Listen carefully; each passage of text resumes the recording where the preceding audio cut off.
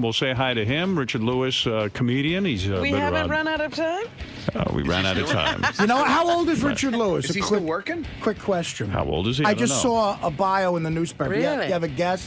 I have no idea. Age, 70. isn't he? He's 60, according to the paper. I didn't know he was that old. I thought he was about Howard's age. I thought he was older. No, all right. We'll find out about him in 2 seconds, right after these words. Good morning, Mr. Lewis. You know, just come this way. It's like I'm going through the fucking electric chair. You got me in your face. That's all right. This is the first time you ever held a camera? Second. Huh? Seriously? Do you want me to, you want like 20, 30 bucks to go to a community college? Yeah, just give me. Simon, could you go right this way, sir? I'm not good at the whole walk. It's not a fucking dental appointment. I'm just doing radio. This is your waiting. This is my 1 billionth time I've been with these people. 1 billionth fucking time. You're an old veteran here. By the way, you're getting much better with the camera. Thank you. I'm trying. It's a steady improvement. What? How long are you gonna fucking follow me? Just for another minute or so. What, you have to stand here until Howard stops talking? Exactly. Fuck him. Turn the goddamn camera off. You got it. What is this, Costa Gravis documentary? Good luck with Howard today. Good luck with fucking Howard. He should have good luck with Yeah, we me. should be wishing him good luck. I'm older than he is. I've been doing it longer than he has. Good luck, Howard. I love Howard. He's done pretty well for himself. He's done all right, you could say. I tried to goddamn fucking All camera right, you off. got it. All right. All right, Richard Lewis is an old friend of the show, and he is a comedian. He's on Curb Your Enthusiasm. And there he is. There's Richard Lewis. There he is. Oh. You know, I see him on Curb Your Enthusiasm all the time. One of my favorite shows. I don't watch Curb Your Enthusiasm, I but love Robin it. does. Yeah. You cunt. You can't say that. Oh, you can say that. It won't make any difference here. Where's Fred? Right here. Hey. Good to see you, man. Hey, Richard. So, Artie Lang, Yeah. can I walk around here? Do whatever you want. It's like a nightclub. This is unfucking believable. Go ahead. Walk around. I'll walk around too. Go ahead. You know what you need in life? Balance. Yes. When I heard you say you needed balance, I know you do? have 25, 30 years. Right. You Have need you balance. Hey, achieved turn that. balance? What is this? What is this big band shit in my fucking head? Yeah, turn that off. Go ahead. Let the guy Where's talk. Artie Lang? I'll tell you There something he right is. now, you motherfucker. When you say that you saw me at Carnegie Hall and then you saw these specials and then you wanted to be a comic and then Right. I hear you were fucking bullshitting in here. What? Oh, he's still working? I didn't say that. Don't try to be I a, did don't not be a say fucking that. asshole. Have a little Fred fucking... said that. Oh, Fred you said did? that. Yeah. Oh, Fred. No, Fred deserves to say it. I thought it was you cunt. How are you? Good to see you. I feel great. Congratulations on every, you know. What's with the Nehru jacket? Richard just shook my hand, so I've got to put some gel on it. Babe, I need some gel too because I touched my own fucking hand. I don't want to do I it. knew Fred's impression of me would get me in Fred, trouble. was that really you? You Richard, cocksucker. I knew it would be you. Around. Richard, Actually, I like the Where do Nehru I jacket. sit? Here on the you couch? sit down. Are It's like the you- Tonight Show? Richard, What the fuck is this? are you, do you have OCD? My spies out there Yeah. tell me you do have it, right? Yeah. did he No, do? I'm obsessive compulsive and animal retentive. No, but I'm being serious. You checked your sunglasses like 20 times in the mirror to see how you looked. Is that a No, compulsion? it wasn't. No. Why did you check? You want to know? Yeah. Because I had a cut cornea last week and a hernia a month ago, and I'm just feeling everything hurts. Oh, You is ever have that a it? hernia, by the way? I've never had one. No, I hear they're very painful. Well, if you don't know what it is, I had a gig in a concert in Florida. I took a shower, and just a half hour before the gig, naked, looking in the mirror, you know, because I have OCD, Right. and a fucking grapefruit. It looked like a grapefruit came out of my groin. A bump. I thought I had cancer. Oh, my Wow. God. So I went on stage and I told the audience that I'm dying of cancer, and this is my last. I swear to God. And I said, you need to let, because I'm dying of cancer. So, you know, no, if it's a lump growing out of your fucking balls, Oh, it's scary. And, is it painful? unbelievably painful. So they laughed. It was the greatest concert in my life. If I just touched my forehead and I scratched like a mosquito, they fucking stood up and applauded. In other words, this was reality coming off on the stage, and people were laughing. Meanwhile, you're worried out of your brain. Yeah, no, and I had to fly all the way back from Florida thinking I was dying, and then when I found out it was a hernia, Well, you're a Wow. hypochondriac, right? huge. Yeah. And so you go to the doctor. Did you have 22 MRIs? Is that true? Wait, for the hernia? No. Yeah. Someone told me you were so But paranoid. why Did have Fred you say had that? You 22 cunt. MRIs? Did you have 22 MRIs recently? I've had them probably within the year. An MRI is a very severe thing, You're right? going to die of the radiation. Yeah, your brain is glowing. No, I walk around them. I don't go in them. Why do you have so many MRIs? Listen. You know, I hit 60, man, and every time I feel a fucking, even if it's like a headache, I think it's a tumor. Well, you look, and you. But nothing's wrong with you. Nothing's happened. No, I just had a physical. Yeah. And they say, all right, but you don't know what's going on inside your stomach, your spleen, or your balls. Are you afraid of dying? No. You're just afraid of getting sick. Yeah, I hate being sick. You know, I remember years ago when you were on the show. Yeah. You were in one time. I've been, you know, I was on a million times. You make it like I was on once. No, I don't mean it that way. Yeah. I don't mean it that way. Well, you got too big. 100,000 You got fucking too times. big for you wouldn't come on. Oh, bullshit. There was a time you know were what? on. Can I just set the record straight? Go ahead. I admit, because I had sent you. Thanks for the Christmas card, by the way. It was a great card. You're welcome. Your fiance. I love that beautiful. card. Yeah. Thank you. Listen, the bottom line is, you know, after like 20 years, when we used to sit down with Gilbert and Bells and I are touring now, and great guy. Great guy, loves you, you know, and Kinnison. I sent you a Kinnison tape. Right. Thank you. But that was when we were sitting reading the paper and just bullshitting. That's when I was like, that's when I was really a good guest. But when you change a little bit in the format, I wasn't a good guest. I'd be the first to admit You're it. a very good guest. No. When I had to smell panties, it wasn't my thing. When you said smell, who has the best? Who has the raspberry douche? It wasn't me. Not you. Then you got to get another guest. And I admit I blew.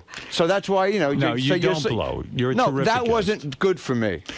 So let's get back to those days. I just want to make it clear that you were right. I wasn't ever, and I wasn't a plug machine. You plugged me. You and Letterman got me an audience. Well, listen, I love you. I think yeah. you're one of the funniest guys around. There's no question about it. In fact, weren't you recently named one of the top 50 comedians of all time? I don't know. I saw some know. list. Who knows? Of all time. That's all list. That's a major Comedy list. I'm just Central. in town warming up for gigs now at concerts. Comedy Central named Richard one of the Comics top 50 down stand-up 14th comedians Street. of all time. Is that a great thing to you when you're named that? You don't care? You know. Do you get a call from your agent or what? No, they don't. Are you crazy? Do you hate They don't doing... give a fuck about that shit. My impression of you was that you, and be honest with me, Right. that you always I just hated- want to fuck Artie Lang on the pilot. That's the stupid.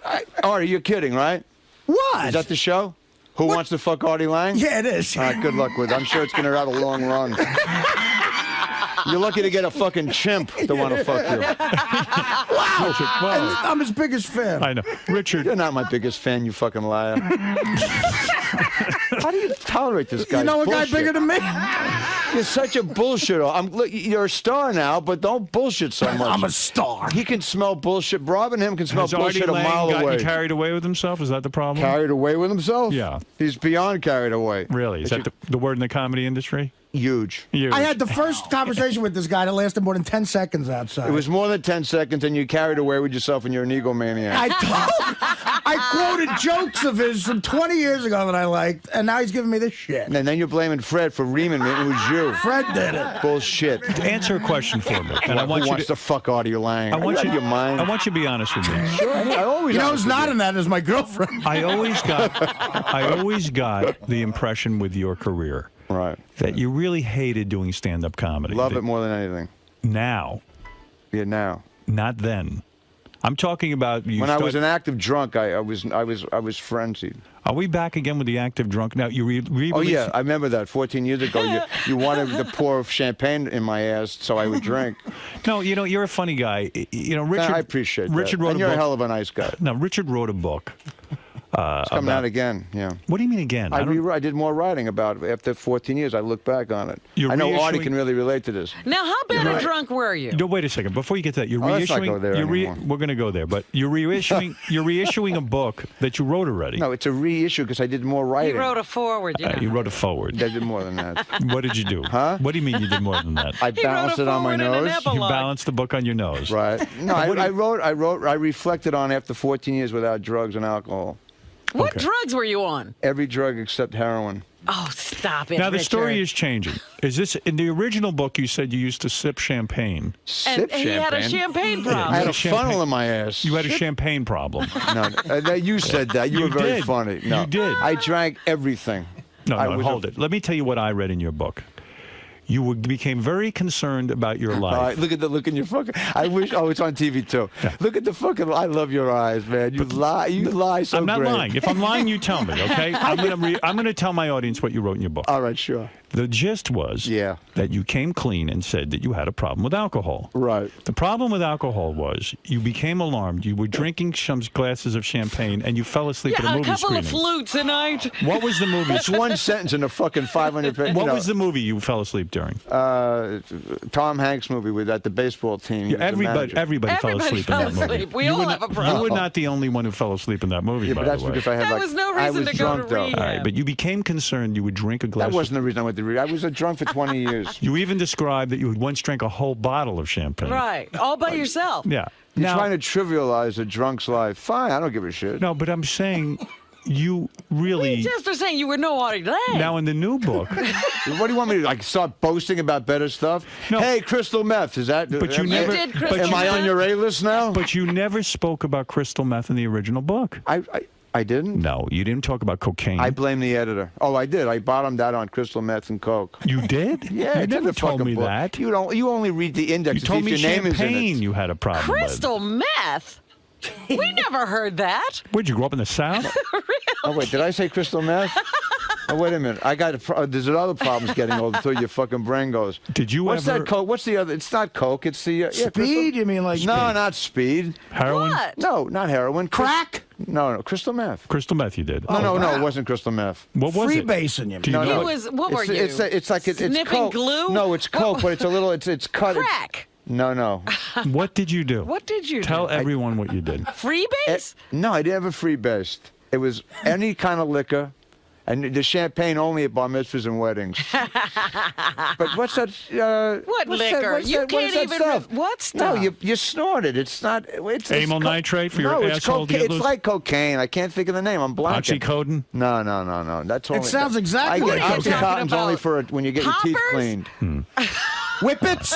All right, I got to slow the conversation. Yeah, really, down. calm I'm down. trying- I want. It's too much going on here. Yeah, it's not my fault. No, it doesn't I'm seem trying to big. guess the drugs. Have you rewatched A League of Their Own Sober since? Did you ever see the movie after you fell I asleep? don't think I did. Okay, so what you This was a bad describing- memory. I wasn't trying to be funny or facetious with you, but Richard Lewis, the comedian, wrote a book, and I thought that you were saying that you had a problem because you would drink a couple of glasses of champagne You didn't a day. read the book, Howard. I didn't. This is what you told me.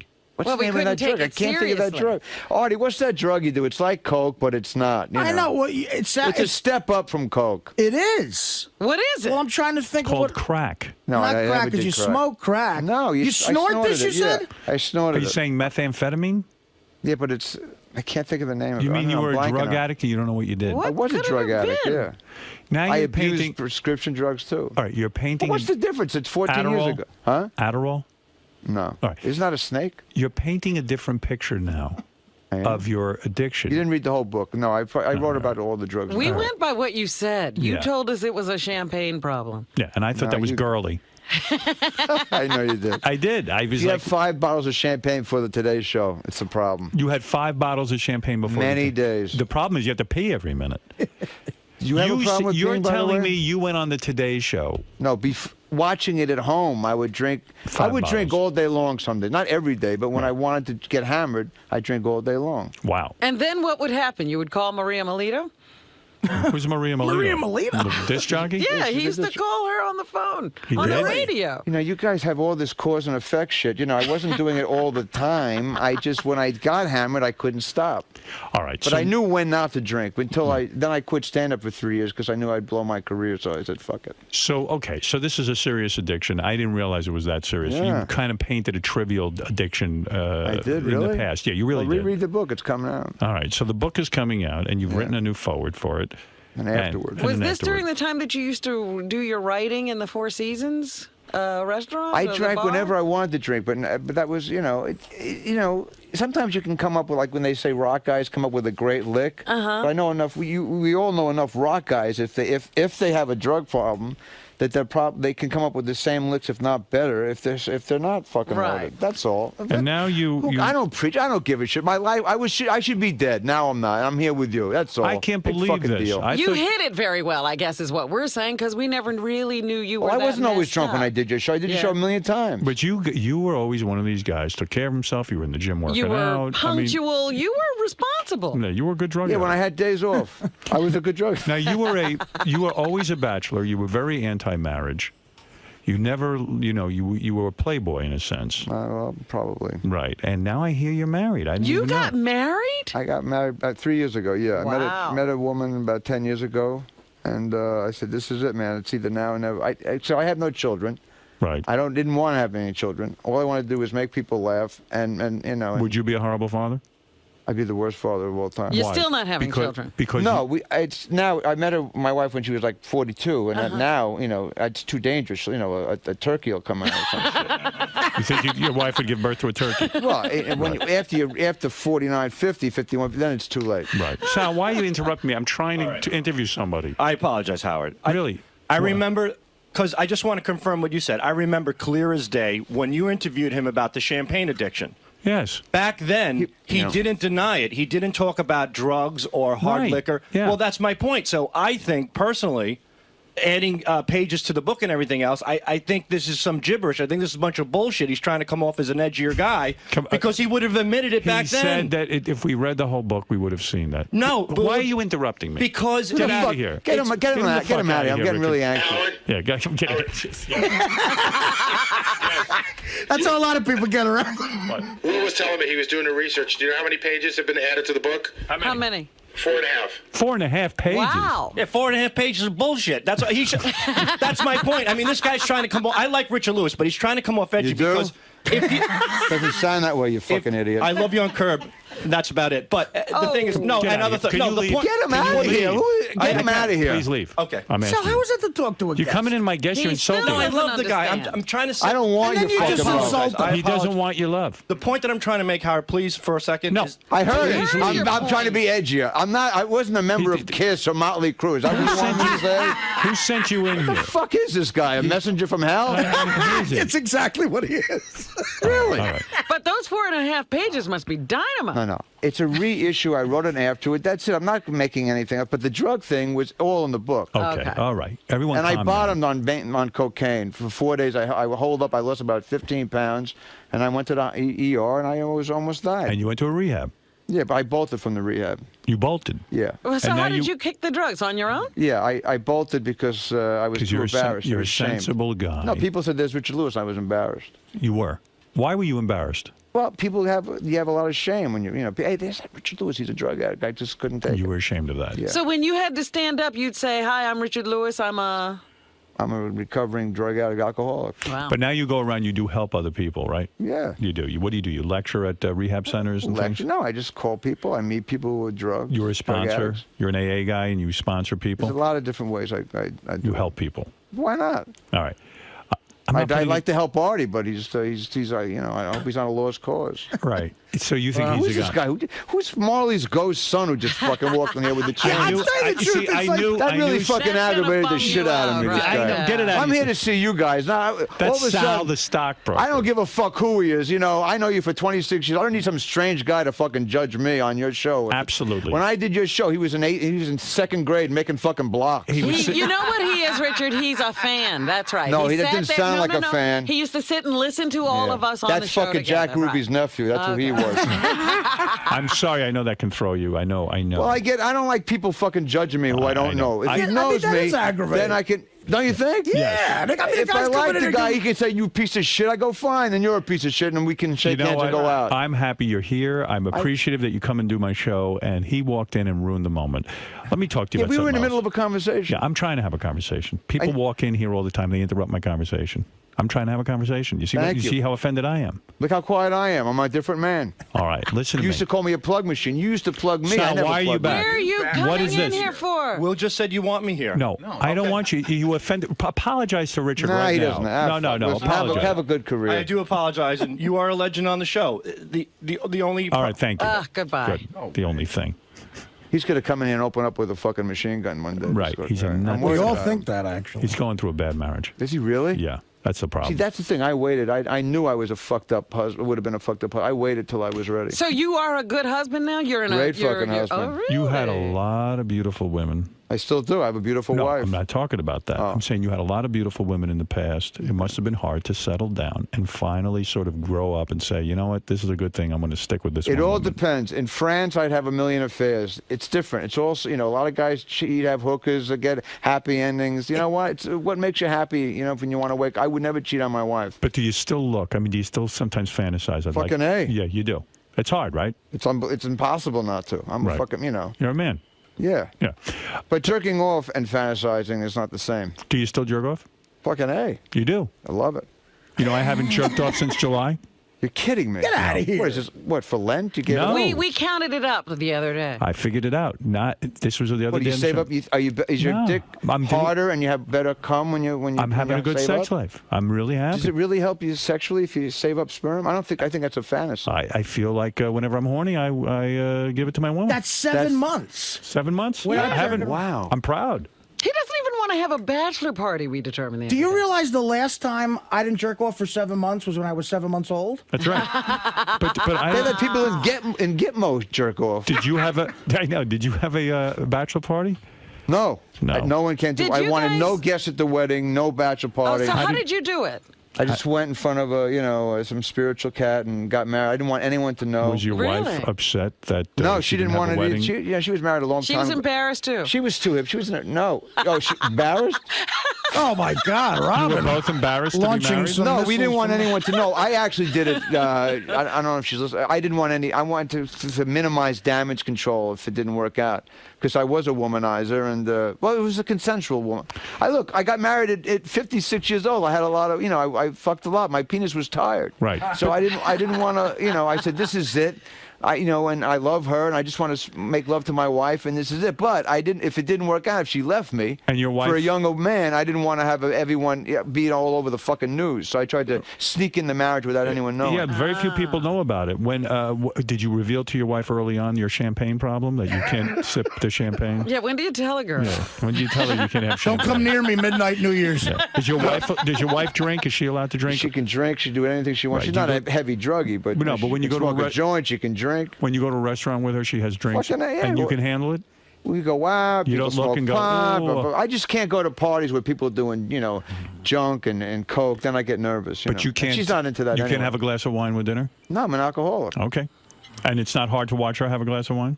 Huh? No. Okay. I just, as long as she sprays it at my face. So she never saw you abuse champagne.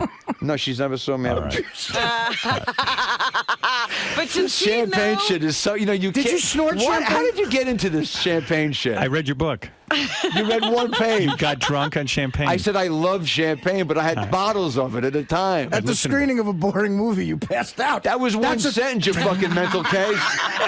That's a Does she sign. know? Artie, let me tell you Does something. she You're know letting me what a- down big time, Artie. Hey, want- comics this weekend. See him, 14th Street. I want Great to. club comics, yeah. I should give you a plug here right now. I might tour with Peter Frampton. You love Frampton, don't you? Frampton's Belzer good. and I and That'll be Espen. fun. What a show. Let me get to something serious with you. Yeah. I will say anything you want. I have when people interrupt us, it makes me look fucking bad in front of you. Then you start yelling at me. That's what Okay. happens. So let me ask you. 25. Answer. Anything I'm going to you give want. you time to answer. I'm this. gonna shut up. Because No, I doubt that. I want Your you. ego won't allow it. I won't. I won't. I won't. I won't minimize your answer to this. I want a serious answer. Now, this alcohol, this depression. Oh no! Again? No. Shh. All right, This I'm is your listening. book. Okay. Obviously, there were reasons for this depression. Now, I interviewed you a couple of years ago. Yeah. All right. Put your glasses back on. You look better with them on. All right. Listen to me. You've always been my stylist, haven't you? Put those back on. And your head looks a little better shorter than style, by the way. Thank you. You look good too. Answer this question for me. Are you going to fuck Artie Lang on the pilot? Yes. Why don't you just say, "Who wants to fuck Artie Lang? You cunt." Make it a double header hit. It's not my idea. Oh, okay. Howard's talking. All right. Now, are you the funny man who can't be serious? You that want what to you- get serious? All right. Here's what I'm does that asking you. mean? Yeah, go on. Okay. So, I remember a couple of years ago I was interviewing you, All right. and your mother called in, Oh, yes. Right. and you I had a freaked. very strange reaction. She's dead now, so go easy. Yeah, okay, so listen to me. So you had a strange reaction. While I was interviewing, your mother was on the phone. You freaked out so badly that you left the studio. You were telling him to hang up. I remember that. And you went into a bathroom at K-Rock, and you started to sweat, and you really had some reaction. I had Now, a little breakdown. at first I thought it was a bit, and I still sort of thought that. But Gary said, look, there was no bit. The guy was freaking out. What was the deal with you? Your mother has since passed away. I'm sorry to hear that. I didn't know that. When did she pass away? 99. 99. Yeah. What went on? What went down between you and mother? I was afraid, since I couldn't handle you, I was afraid that my mother would have a nervous breakdown on the phone with you, so I freaked. No, you didn't like your mother. Well, we didn't get along. Why? What went on there? Well, now you can talk about it. Well, it's an old joke, but it's true. When I got the Tonight Show, when Artie was one, yeah, Mr. Big Shot. You were on with Johnny Carson? And I said, Mother, I'm on the Tonight Show. And she said to me, who else is on? Oh, my God. So that started the whole ball rolling. Then I went right to the Rainbow and got hammered. So she was a bad mother? Not a bad mother. She just didn't understand my humor, and she bugged me. She didn't like your humor? She didn't think you were funny? She wasn't my fucking target market. She was, you know, her parents are from Romania and Russia. But Do you think she fucking knows who Procol Harum is? You know. Did you feel that your mother never really knew you? I didn't give a fuck if she knew me. Yes, you did. No. You're telling me your mother didn't fill the needs that you had. Is that true? A little bit, Howard. You're right about that. No. Come on. What happened with you and your mother? Therapy thing, you know, I think we can actually be friends now. And I always wanted to be friends with you because you have more balance in your life now. I don't want to be friends with you. You Listen don't. to me. Why not? We'd have a great time. I would be happy. I would love to take you and your fiance, and you love my wife. Where is your wife? Is she in New York? She's in. Yeah, she'll be in a couple of days. A couple of days. Well, could you give me a call in a couple of days, and we'll go out to dinner. Yeah. You guys, know what number I have for you? 1-800-SIRIS. Like I'm really gonna I'm get you. give you the number.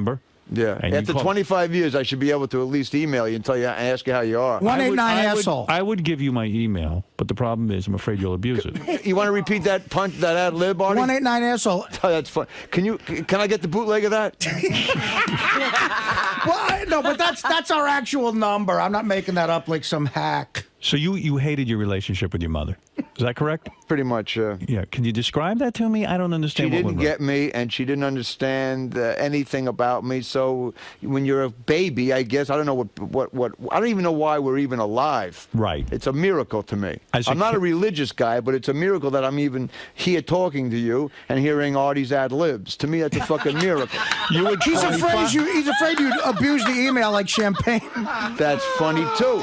Put that on the fucking pilot when you do Who Wants to Fuck Artie Lang, You Cunt. Richard, I want to come see you in Peter Frampton, but I have tickets for Bobby Slayton and Journey. You are.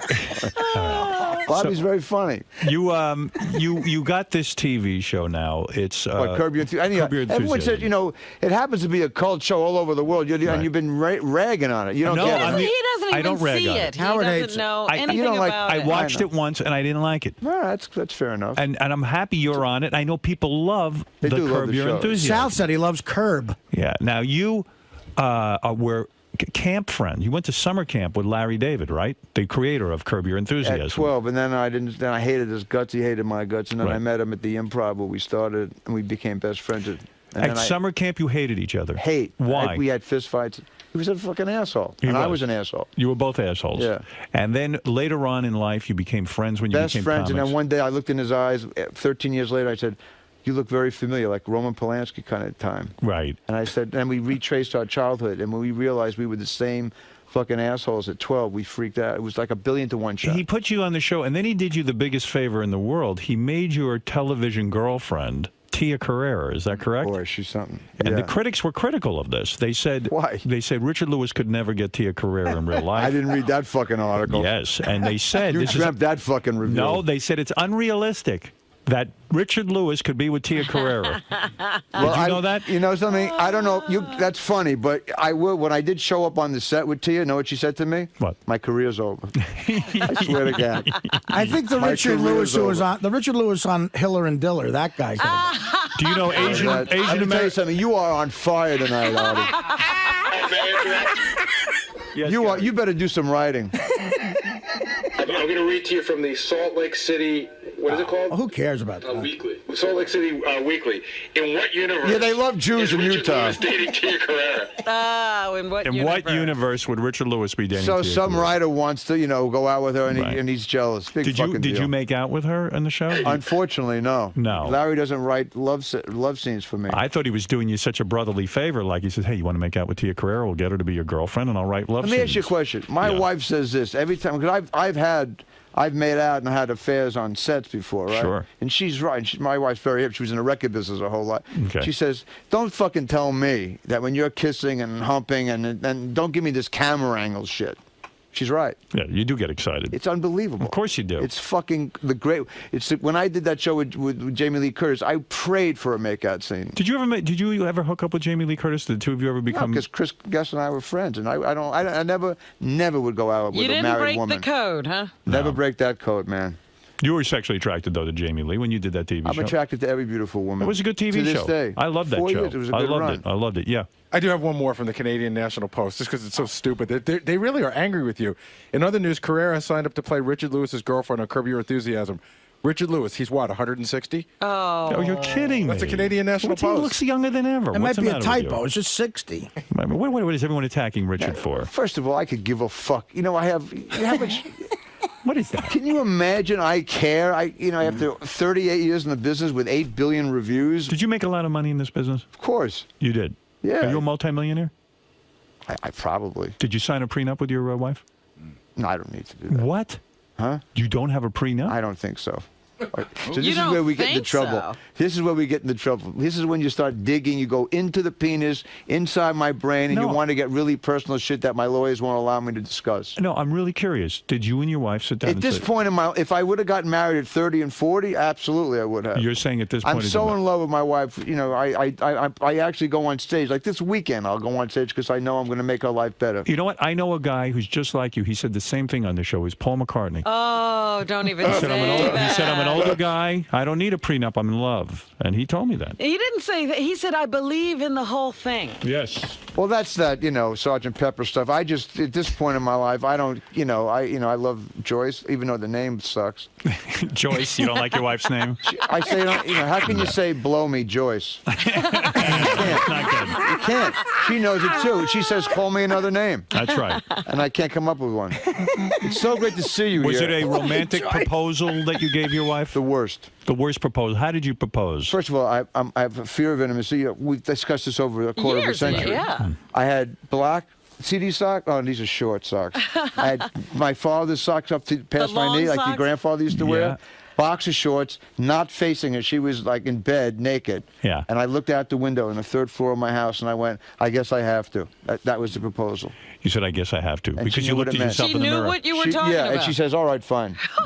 It That was was not it. exactly, fucking somebody at midnight in a rain, in the Eiffel Tower. Why were you almost nude when you proposed if it doesn't look that I'm always in boxer shorts, like Rodney Jr. I see. Always in boxer shorts and black socks, like a Yiddish porn movie. And when you said to her, I think I have to do it, she didn't think you meant suicide. She knew marriage. She knew marriage because All we were right. living together for 2 right. years.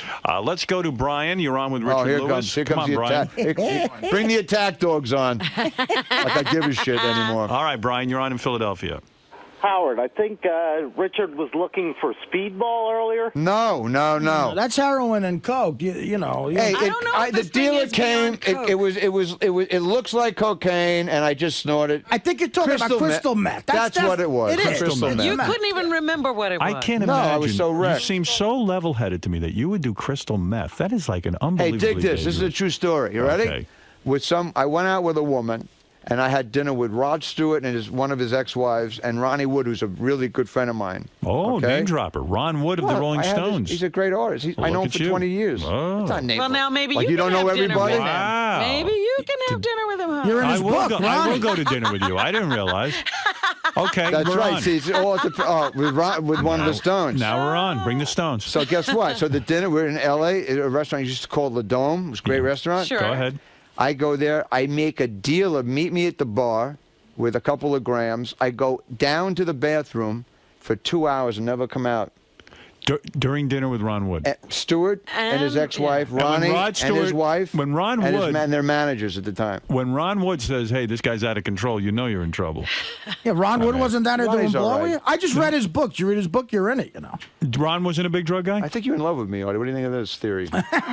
Oh, maybe from the back you look like a bro. Ron Wood wasn't a... That's hilarious. Ron Wood wasn't a... Get rid of this guy. Crystal meth is a good drug if you need to walk to St. Louis one week. Do you... Which special of mine did you steal that one from? That's all me, jerk off. All right, you won me back. That'll you be on fuck. my That next was funny. DVD. That's the opener. I'll be on your next DVD. You know No, when that I'll be on your joke next will. DVD? When Hitler moves to fucking Laurel Canyon. That's when I'll be on your fucking DVD. That's all I got to do. What are you doing today? I'm on Artie Lang's DVD. I'll put a fucking gun in my mouth. That would be the end of your career. Babe, why should I be on Artie Lang's anything? You're right. I wish him the best. He's a star. You made him a star, and he's very funny. Exactly. People love him. Right. Even though he does half my fucking act, I don't give a shit. He steals a lot of your You material. know how many comics are on that? You know this. It What? fucking drives me fucking nuts. I have like 30 hours in my computer. It's all, no one knows what it is. If I came out, these comics write books, they put their fucking, they regurgitate their Right, jokes. yeah. What bullshit that is. Right. You're knocking me on telling my fucking guts in a book. I don't write one-liners in book. Artie, when's your joke book coming out called, Hey, Fuck Me Joke Book? Mark Cronin's putting that out, not me. All right. I love Comedy Central. I might do a show for Comedy Central. Don't kiss their ass now. What is wrong with you two? Can't you play nice? Let's go to Billy. Billy. Carlos Mencia might give you a spot. Oh. All right, Billy, you're on in Boston, Massachusetts. Go ahead. Hey, Howard, how you doing? Yeah. Hey, Lewis. What do you, yeah, what's your last name? My last name is Quick. What is it, Quick? Listen. Don't fucking give me this 60 tone. Yet, or are you 59? What? What? Are you 60 yet? Yeah, he's Yeah, I 60. just turned 60. Why? Oh, okay. 'Cause I guess I'm we the can't same date age. now, huh? I'm the same age. We're officially old people. Listen, I That's followed funny. your whole career, and I just want to say hi and say that you are one of the most underrated comedians because I think you're brilliant. I'm not kissing your ass. I just wanted to let you know you got a fan out here, and I'm loving this interview. If Robin and Howard would shut up. Oh, my God. Oh, come on. Robin and Artie. Boy, that'll get me back Well, here fast. if I shut up, how am I going to interview him? No, not He you. meant Robin and Artie. Oh, well. Robin and Artie. Hey, you know, look, now he's going to obsess that you think he's underrated. Why is he Mike, underrated? Mike, you're on the air. Hey, how many women have you been with, Richard? Oh, he's Yeah, been do you have a tally? he's been with a ton of them. Well, you know, I don't know. Who the fuck cares? You know, It's a lot. it was consensual. Well, I wasn't a rapist. You're sure? At what age? Yeah. Well, I did have a blackout, though, with one woman I went out with for 4 months, and I met her, and she looked familiar, and we went out for 4 months. We were a couple, and I had no recollection. Really? Were you a bad boyfriend? I mean, were you abusive? Not in the physical sense, but in the sense that you were emotionally distant, that you would cheat. I and that cheated you a cheated lot, a almost lot. on everyone, yeah. You feel bad about that? Horrible. Yeah. But I called the people that I cared about and told them. Do you think it's because you hate women, you hated your mother, that you were angry with your It's like mother? a shrink now, Robin. It's unbelievable. No, I'm asking you. I'm asking you. I know angry- exactly why I did it. Why? My shrink said I was not just a sex addict, I was an affection junkie. Right. Because my mother didn't give me the respect I thought I wanted, so I wanted it from every woman I could see. You think that was it? That is it. I was a womanizer for that reason. I needed everyone. Oh, hear it? Oh, fuck, man. This victim-own shit's killing me. Richard Lewis. Anything but mom. Jesus, he needs a writer. I'm tossing out whatever I got here. Tossing it out. It's coming out of your ass. Is it true? Exactly. Is it true you were so angry with your mother you signed autographs while she was lowered into her grave? Oh, man. Is that I'll true? tell you what I did do, though. Is that true? No, that's not true. I heard that is true. But I'm a people pleaser. That's Yeah. one of my problems. Yes. And when during the look, my mother. When is that going to kick in? Well, Oh, Hey, stop let me it. try to finish a thought, you fucking asshole. When during the burial, these two cats were, it was a very sad moment. Look, I loved it. She tried her best. Okay. Right. Understood.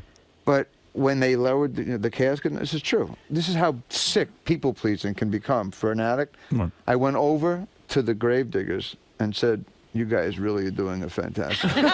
Did you really? I swear to God. I believe that. And In then other they words- said, loved you and Robin Hood Men in Tights. So it was like, you know, I'll always feel guilty for thanking the Gravediggers. You did Letterman show a lot. I don't see you on there as much. Well, who does shows then? I did it about 70 times. But what happened between you and Letterman? Are you Nothing. Not, I you're was no on longer a couple. friends? I'm going to be on it, I think, in April. Oh, you are? Good. Okay. Well, you're not friends. I mean, maybe you are, but I was never. We were as Friendly. close as in L.A., but he's a pretty reclusive cat, isn't Yes, he is. No, I mean, I think he was saying to me on the last time I did his show that he wants to get together. Yeah, that you should try it again. Why don't you try? You should Yeah. call him on it. Maybe I will. I don't know, but I haven't worked into it. You haven't called. He's as fucked up as I am. Well, I mean, you have your close friends who you like, but you have to be reclusive. So do I. I don't have to be. I just am. But you are, right? I So always am I. was. Why Who are wants you to hang reclusive? around? Like, huh? Right, I if don't I'm going to wanna go be. to Paris, for example, with my wife, I just went to Rome, all right? Right. Because I forgot to go on the honeymoon. Yes. I had a Conan shot, and I forgot the honeymoon. So I took her to Rome 3 weeks ago. I forgot the honeymoon 3 years ago, and I'm sorry. So we went to Rome. What am I going to take Artie with me? Were you miserable? I would love to go. Were you miserable in Rome? In other words, Had a great time. You liked it. You're able to enjoy yourself with your wife. You're able to go places and not be afraid. You're not going to die. The Holocaust isn't going to happen. Well, until they ask, when they ask me, what's Artie Lang really like, that, when I'm at the Coliseum. I have that's- family over there. Why do you hate Arnold Schwarzenegger so much? I don't really hate the guy, but I'm a Democrat. I see. You don't like the way he's running California. I don't give a fuck how he's running California. I'm a Democrat because I like African Americans, Latinos, and brown people. You think he doesn't? Not just. I don't know if he likes him, but I'm talking about the Republican Party, not him. I see. So you're against him. I'm against almost all Republicans, yeah, because I think it's all about white who are rich you- people getting richer and the poor and the middle class getting fucked. Are you a Barack guy or a Hillary guy? This time I'm holding out. I worked hard for the Clintons for 12 years. Yeah. But this time I voted, but I don't want to stand next to anybody and lose anybody a vote. I want the White House to be Democratic, so I'm holding out until. Who would you like to see in there more, Barack or Hillary? I'm not saying that thing because I don't want to hurt. I don't want. Why are you one, afraid? You because have a there's preference. You pull I'm the not lever. afraid. I'll answer you. Go ahead. Because every time I would do photo ops with people, whenever you see a photo op with like a star, it ruins now, it. Anyone who hates, I'm a fucking very.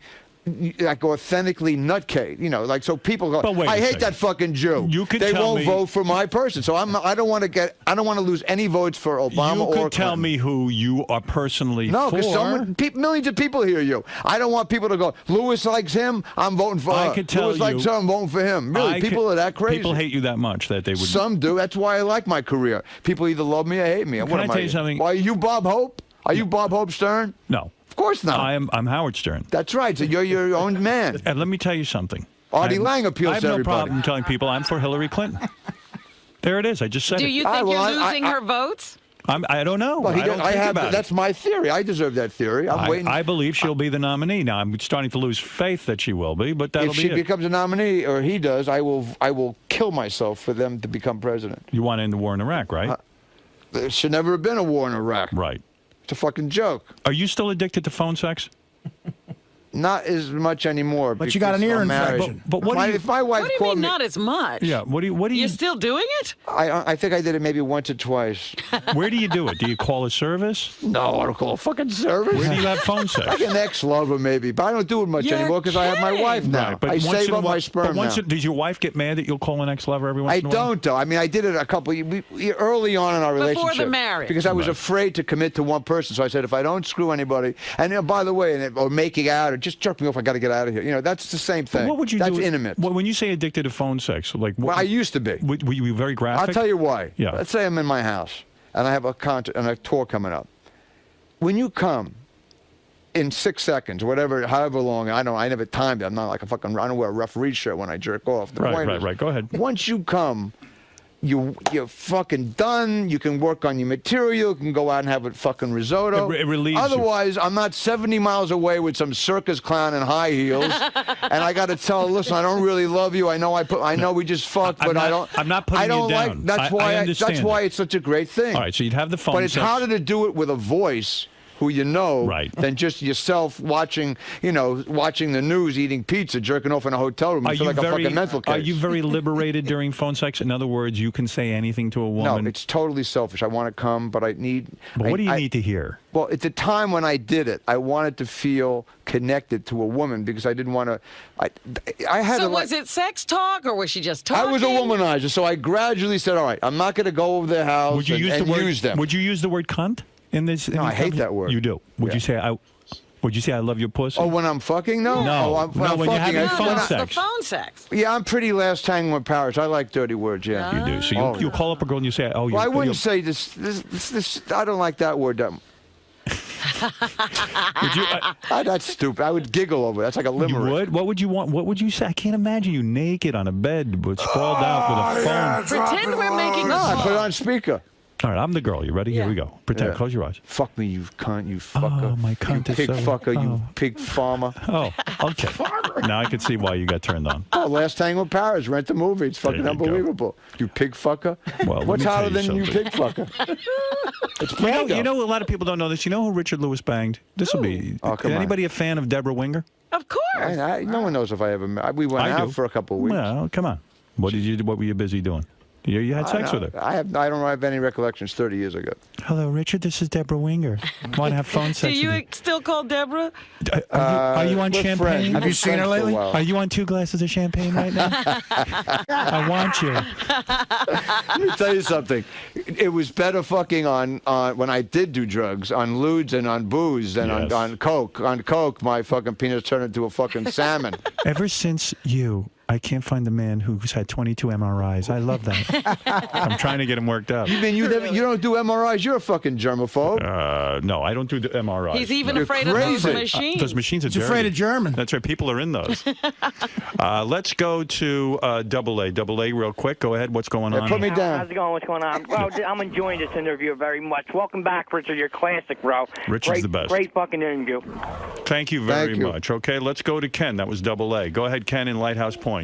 One of the best interviews of all time. Hey, Richard, thanks for your honesty and all this. Season, what was it, 5 in Curb Your Enthusiasm with the whole kidney issue? Yeah, I love that. Yeah, season 5. One of the Yeah, Howard wouldn't know though. I never saw it. story arc I was know. Great. Howard, you got to see it. More to the point, fuck Bush. Thanks for your Democratic pushing. I mean, these guys got to be impeached. Thank you How very about much. Cheney? Let's go to Roy. Roy, go ahead. Hello, hey now. Hey, now. Oh, what's going on, guys? Good interview, Richard. Thank you Good very interview. much. The guys are kicking ass. What's up, Artie? How you doing? What's up? All right. Thank you for It's the about call. Richard today, sir. Hold on, Suboxone, Artie. We love it, man. It's the shit. Thank you. Stay on it. How about? I love it. What Have is a he good on? one, guys. What is he on? Subutex. Subutex. Some people call it Suboxone. Artie, do you sell your DVDs after the show and sit in the back at a table and? I don't. I have a girl who does that. That's so fucking embarrassing, man. You actually sell merchandise? Like, buy my DVD, you just saw me and you can hear the same shit again? Well, we're not all like you on anything but love. I mean, come on. The fuck? I got Yeah, money. that's funny. That I was need 20 years money. ago, you fucking mental. Exactly. Just be quiet. I'm here with... I haven't Well, seen these don't guys in address 20... me then. Well, just don't talk. Do a crossword puzzle. Jerk off. Get out of here. Take a shit. So, Pitchers and catchers reported today. I got more important shit let me tell than you to listen something. to you. When I'm at comics this week, I'm talking about you all weekend. Comics. I might show up and sell a place out for If you show up, I'm going to fucking strangle your ass. Because you're going to just steal shit, man. He's there to steal. He's there to take material. This guy came into the dressing room. He was very. He said it was flattering. I said I could. Yeah, it's on you tape. said the joke. I could not have been more complimentary. You shut up a minute. You said it exactly the way I said it, with my inflection, like as if you memorized. I have like 30 hours of fucking shit out there, and you probably know all of it. I got the Odd Couple. I'm getting your fucking memorized too. I don't steal from them. Yes, you do. I knew it that well, where I could do the whole. I knew cadence the of Odd it. Couple actors, and they fucking hate you. What are you talking? Even the people that do it in summer stock hate you. Do you do a piece of Richard's act? Go ahead. Do I something. had the decency to tell him. Yeah. Last time he was here, I didn't get a chance to talk to him. But Right. Richard has a special from 84 or 85 on Showtime. Absolutely. Honestly, it is the reason I wanted to become a stand-up comic. Right. And I heard him on your show. Every time he was on your show, I taped it. Every time he was You're on making Letterman. him nervous. Look. What is What's going happening? on? He What doesn't happened? like this. He's going to throw up. Why don't you like what Artie's saying? He did this inside too. He was squirming like a motherfucker. You get uncomfortable with I this. don't trust it. You think he's lying right now? Yeah. Why would is I he lying? lie? Because I don't trust comedians in general because they steal. I'm not a comedian. You feel he's a... What are you, a So butcher? when he's telling you, That's what I look like. when he's telling you you your material verbatim, you think, oh, Well, when it's verbatim Yeah. from a special I'm in Pain from 1985. It's not I'm in Pain. Then what? It's the good one. It was called I'm in Pain, and I did 7 of them, okay, you fucking moron. The one on Showtime. The I'm first in one. Pain. I know the name of my own special, you cunt. The one from the Improv Thought you don't in, like that in word. LA. But okay, right, no. listen, So it's- then I told him, and I right, repeated enough. a couple. Howard, Want to shut- hear the joke? I like. Go ahead, let me hear the joke. he's going to throw. All right, here's Richard's I'm joke. going to blow, Artie. Yeah, he really is nuts with this. What is going on inside of you? Tell me. Do you think he's your mother? You want What's going Sal on? to come back in? Oh, God. This therapy thing, Go we ahead. can really be friends All right, now. Not sure. that we're dying to be, but I do love you. I Are love you still in therapy? Are you still going as much as you used to? Once a year. Should Artie go to Once therapy? a year? Therapy? You should be on a gurney now. First of all, rolled into a fucking rehab. All right, you know what? It 24 really- hours. Roll This him in is like really- Frankenstein. Fucking A. This is really fascinating to me because Greg from Howard TV had the camera on us, which was odd, but I barreled through, and I told him What do you how mean much you I barreled loved through? him, and it was weird. He really, Got uncomfortable. yeah, and I couldn't have been more complimentary. And All even right. like I saw him I at can't Carnegie. take- I saw him at Carnegie When Hall he- 20 years ago, and I told him, Look, he's getting upset. because of your show, I got Carnegie Hall, and I mentioned that on stage, and I saw Richard Lewis. Artie, thank you. I appreciate Would you it. I get just What don't- the fuck? Because I've been fucked over by so many people. What? I'm not People one of like them. yourselves, and I People like trust you, all right? myself. And I don't know you. Why should I trust you? Oh my God! So this is all bullshit. This guy's a Artie. maniac. Poor Artie. Well, See, what? Artie? Should I? I do mean, you no trust offense, strangers? but no Would you trust a offense. virtual stranger? I don't know what you're panicking about. That Artie is He's still. thinking that Artie has stolen his material. Well, I don't trust people in general. I'm a paranoid guy. No so it's not offense, just but- you. Don't be so fucking. you think this is No again offense, is- I'm the one who's being weird now. This goes I back, am, you're this right. goes back to your mother again. It goes back to She didn't childhood. give you what you needed. You mistrust society. You mistrust people. That's true. Artie Actually- looks like his mother? I know an amazing story about his mother that he told on this show. That Easy, is, 'cause I'll it's just- true. I'll leap It's over here and beat unbelievable. the shit out of I you. know. You told this story You on better the go show. slow. You remember You're that? talking about someone who can't defend herself. She's gone.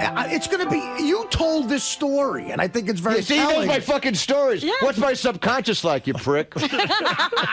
I could act out The Godfather too. Oh, I'm It gonna doesn't just mean call- I steal from that.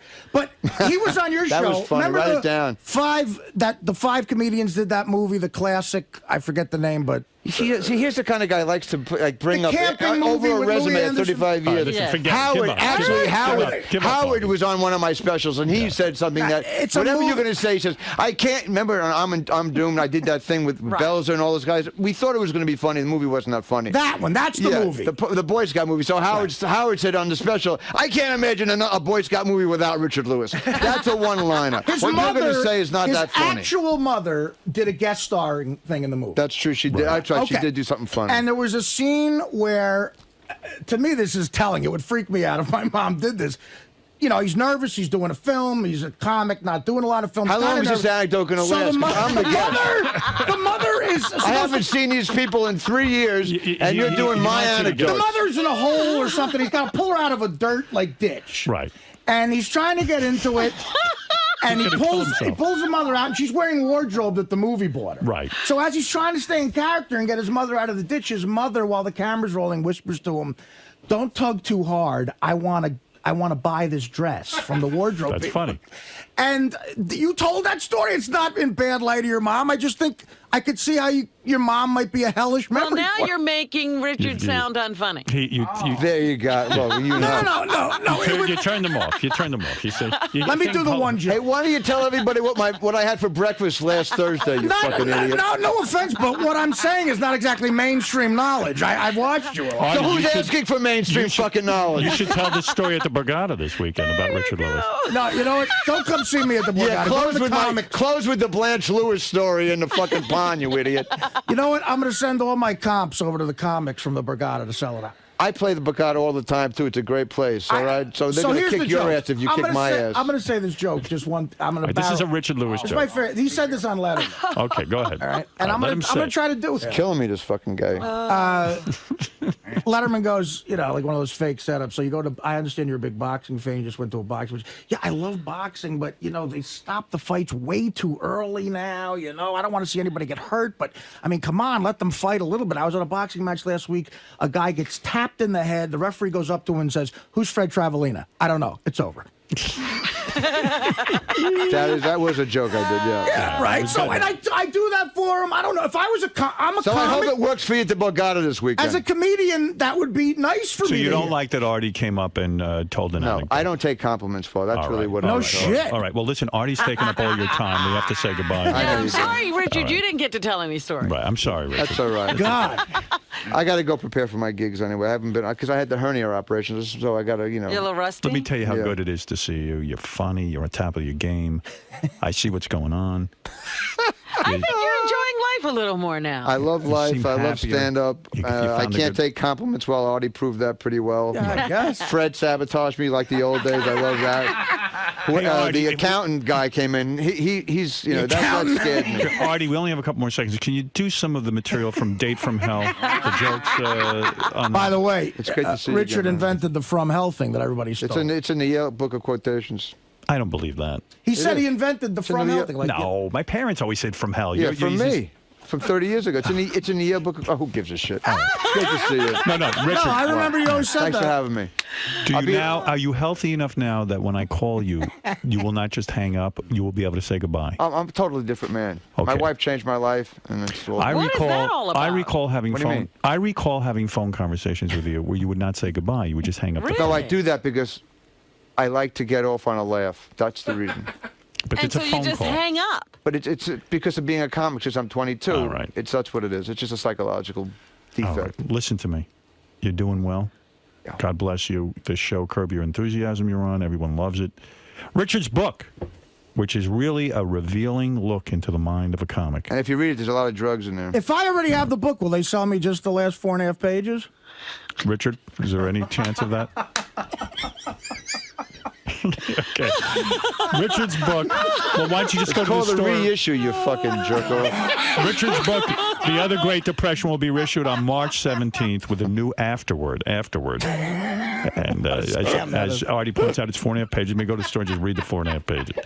And Richard's documentary, Richard Lewis Naked, is Michelle available. Marks.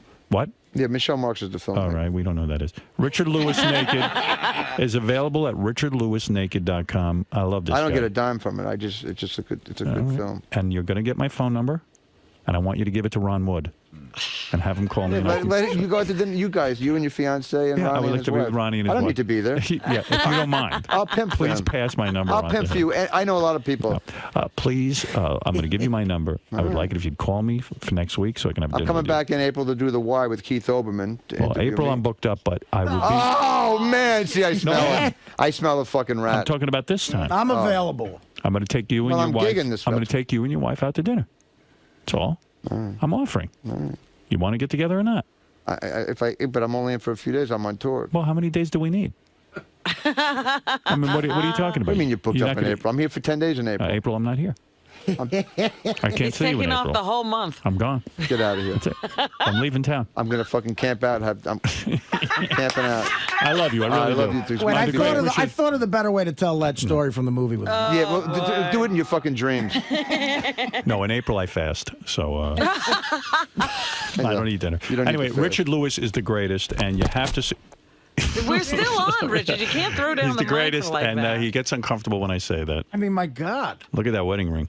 Wow. All right. If we'll you be- see him, don't say you like him or know what a joke is. He told. He lost a lot of weight. He's very thin. Richard. Oh, it's great. He missed me. You can did. tell. You can tell. There was a certain love in his eyes. Yeah, because he respects me and I respect him, and he was now I think he's going to have me back a lot more because I did it for 25 years, and he doesn't know that I helped him too. He realized Now what he he had knows. and what he lost. That's right. And you really gave it to I got to Artie. do the history of Howard Stern. Okay. Don't run. Good to see you. That was a great appearance. Thank you. Would you do me a tiny favor before you leave? A small favor. Don't compliment me. Jason's loves you, and he invited you to his bar mitzvah when he was 13. He went through, can he take a photograph with you? May I? Come on. Awesome. Thanks. Where's the camera? Nice meeting you, Richard. Where's the camera? Right there. I went to your bar mitzvah? No, I invited you. In the hopes that you might show up. Hey, can you guys give me a picture with Artie after this? John, you got the camera on, bro? You want the manual? You never responded. It's be on the cover of Pharmacy Magazine. Sorry. Sorry about that. You happy? Yes.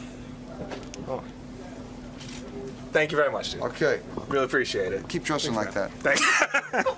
You too. How was it talking with Artie? That was funny. Artie's good. I like tricking him around. That's funny. So what I have to do, the history of Howard Stern? They do security. Tony came with me. I don't end up hating everybody. I mean, I'm being funny. I understand what you're saying. You're a little annoyed. Well, what it is that then I get off the plane and I just want to go to my hotel. Now I'm stuck worrying about everyone's luggage. I'm tipping everyone for the luggage. I'm like trying to figure out where my luggage is in relation to their luggage. Like I just want to get on the. I want it to be as painless as possible. Right. And it ends up being work for me. Well, I wasn't going to be on the plane anyway. So. Yeah, right. Yeah, it's that just a took bad me scene. out of it. Yeah, it's a bad scene because I was like, "Hey, I got a private plane. Everybody come with me." It sounds like fun. Yeah. I've been going to people. Come on with me. I'm going anyway. Take a ride. But no, then I'm in charge of the party. Then I'm on there and I ordered a whole bunch of food. Yeah, for everybody. Right. But the stewardess starts serving. Like my agent and Ronnie's got a big plate, and I said to Beth, I'm the star here. Why aren't you served first? Yeah, I mean, no one is even coming over. I mean, and not only that, I'm tipping the stewardess. I'm doing everything. And I'm the guy ordering all this shit.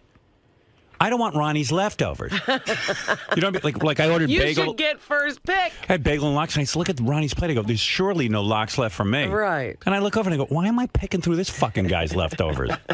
Ronnie, the limo driver. He's a king. Yeah. He eats like a king. So I'm like getting really aggravated. I go, this is the coolest gig. I got a private plane here. Yeah. You know what? It should be more private. I should be the only fucker on There should be another here. plane for everybody else. Yeah. Yeah, it was just annoying. And like, I don't think anyone but me tipped the stewardess. She was serving them too. I don't think anybody tipped for the luggage. Well, they hear it's a free ride. Yeah. But, some dude's handling your luggage. Even if you went commercial, you'd tip them. Isn't NBC tipping you? No. I'm only teasing. I'm sure that's what they're thinking, though. Well, I don't know. But I was getting annoyed, but everything was annoying me. Because my agent even turned to me at one point. He goes, "You seem aggravated." And you know me, I'm passive aggressive. I go, "No, I'm just internalizing. I'm trying to focus." Well, we were on the way over to America's Got Talent. It was my first taping. Yeah. And I didn't want to talk to anyone. That's the other thing. So they send this limo for me, and there's 10 people in the limo with me. And everyone's having a party. Everyone's having fun. You're going to work. I'm going to work for the first time on America's Got Talent. I don't know what the fuck is going on. So I decide to be quiet. And everyone wants to talk. My agent wants to talk. And I'm like, I don't want to talk. So what I do is I bury my head in my iPhone. Right. Because I'm thinking about what my job is ahead of me. And then everyone's like, well, gee, you seem angry today. I go, no, listen, I don't want to even have to deal with explaining to you that I'm not angry. I'm just, this is how when I go to work every day here at the radio station. You don't have a gaggle of people with you. No, I just go. And I am quiet. I read the newspaper. Everything you do is work-oriented. Yeah, that's it. That's right. Yeah, well, I would have had my own car. I would have not been in your way. Right. Because I would have just said, where do I belong? Yeah. I would have had my own place That's and my no own problem. car, and I would have gotten there. That's no problem. That is no fucking problem. In fact, at the taping, I invited some people to come over once I saw how much fun it was. Uh-huh. I mean, I got to tell you something, and I'm talking to you and the whole audience. You have got to go to a live taping of America's Got Talent. Really? It is the best live show on the planet. You had fun, because usually live shows aren't fun. I mean, look, you have to sit through setups, and if they have an audio problem, they stop down. Sometimes they have to reshoot stuff. It's like being on a movie set. But they still keep the fun going?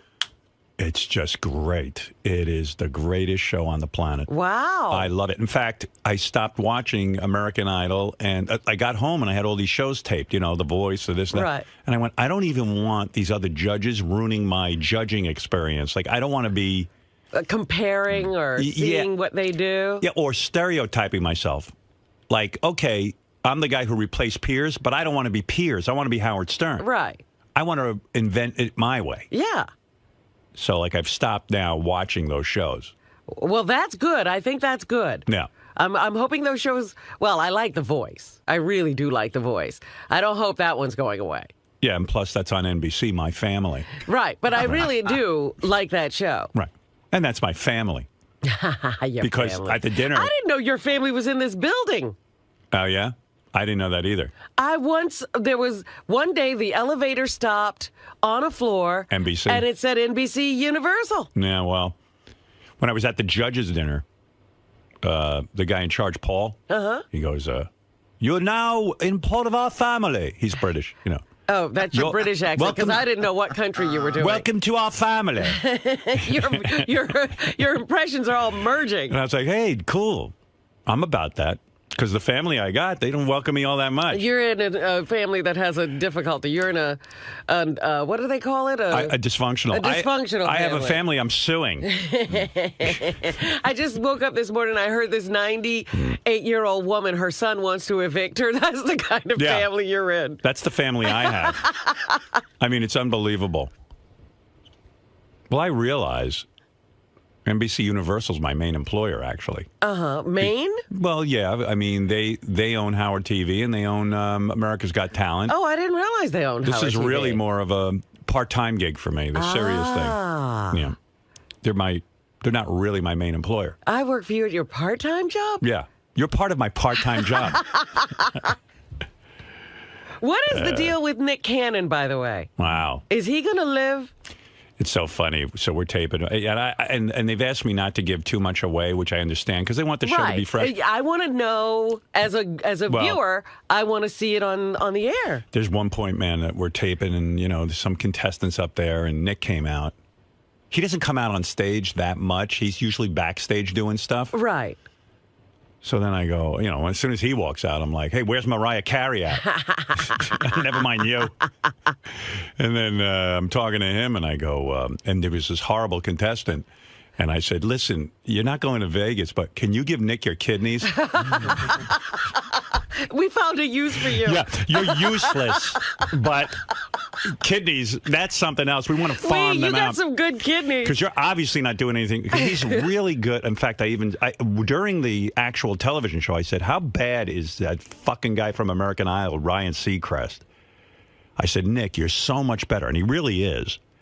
I find Ryan Seacrest annoying wherever he shows up. He showed up on the Grammy telecast. I was annoyed. Because he over-enunciates. He's so afraid of making mistakes. His whole talent is that he doesn't make any mistakes. So he's like, he's smooth. This is American Idol. And Nick's kind of like just walking around backstage. His dad was back there. I was talking to him. He interacts with the contestants in a way that seems real. And Nick's dad is even more entertaining than Nick. Really? He's the minister. Well, he got a hold of me, and he knows who killed Nicole, OJ's wife, and it ain't OJ.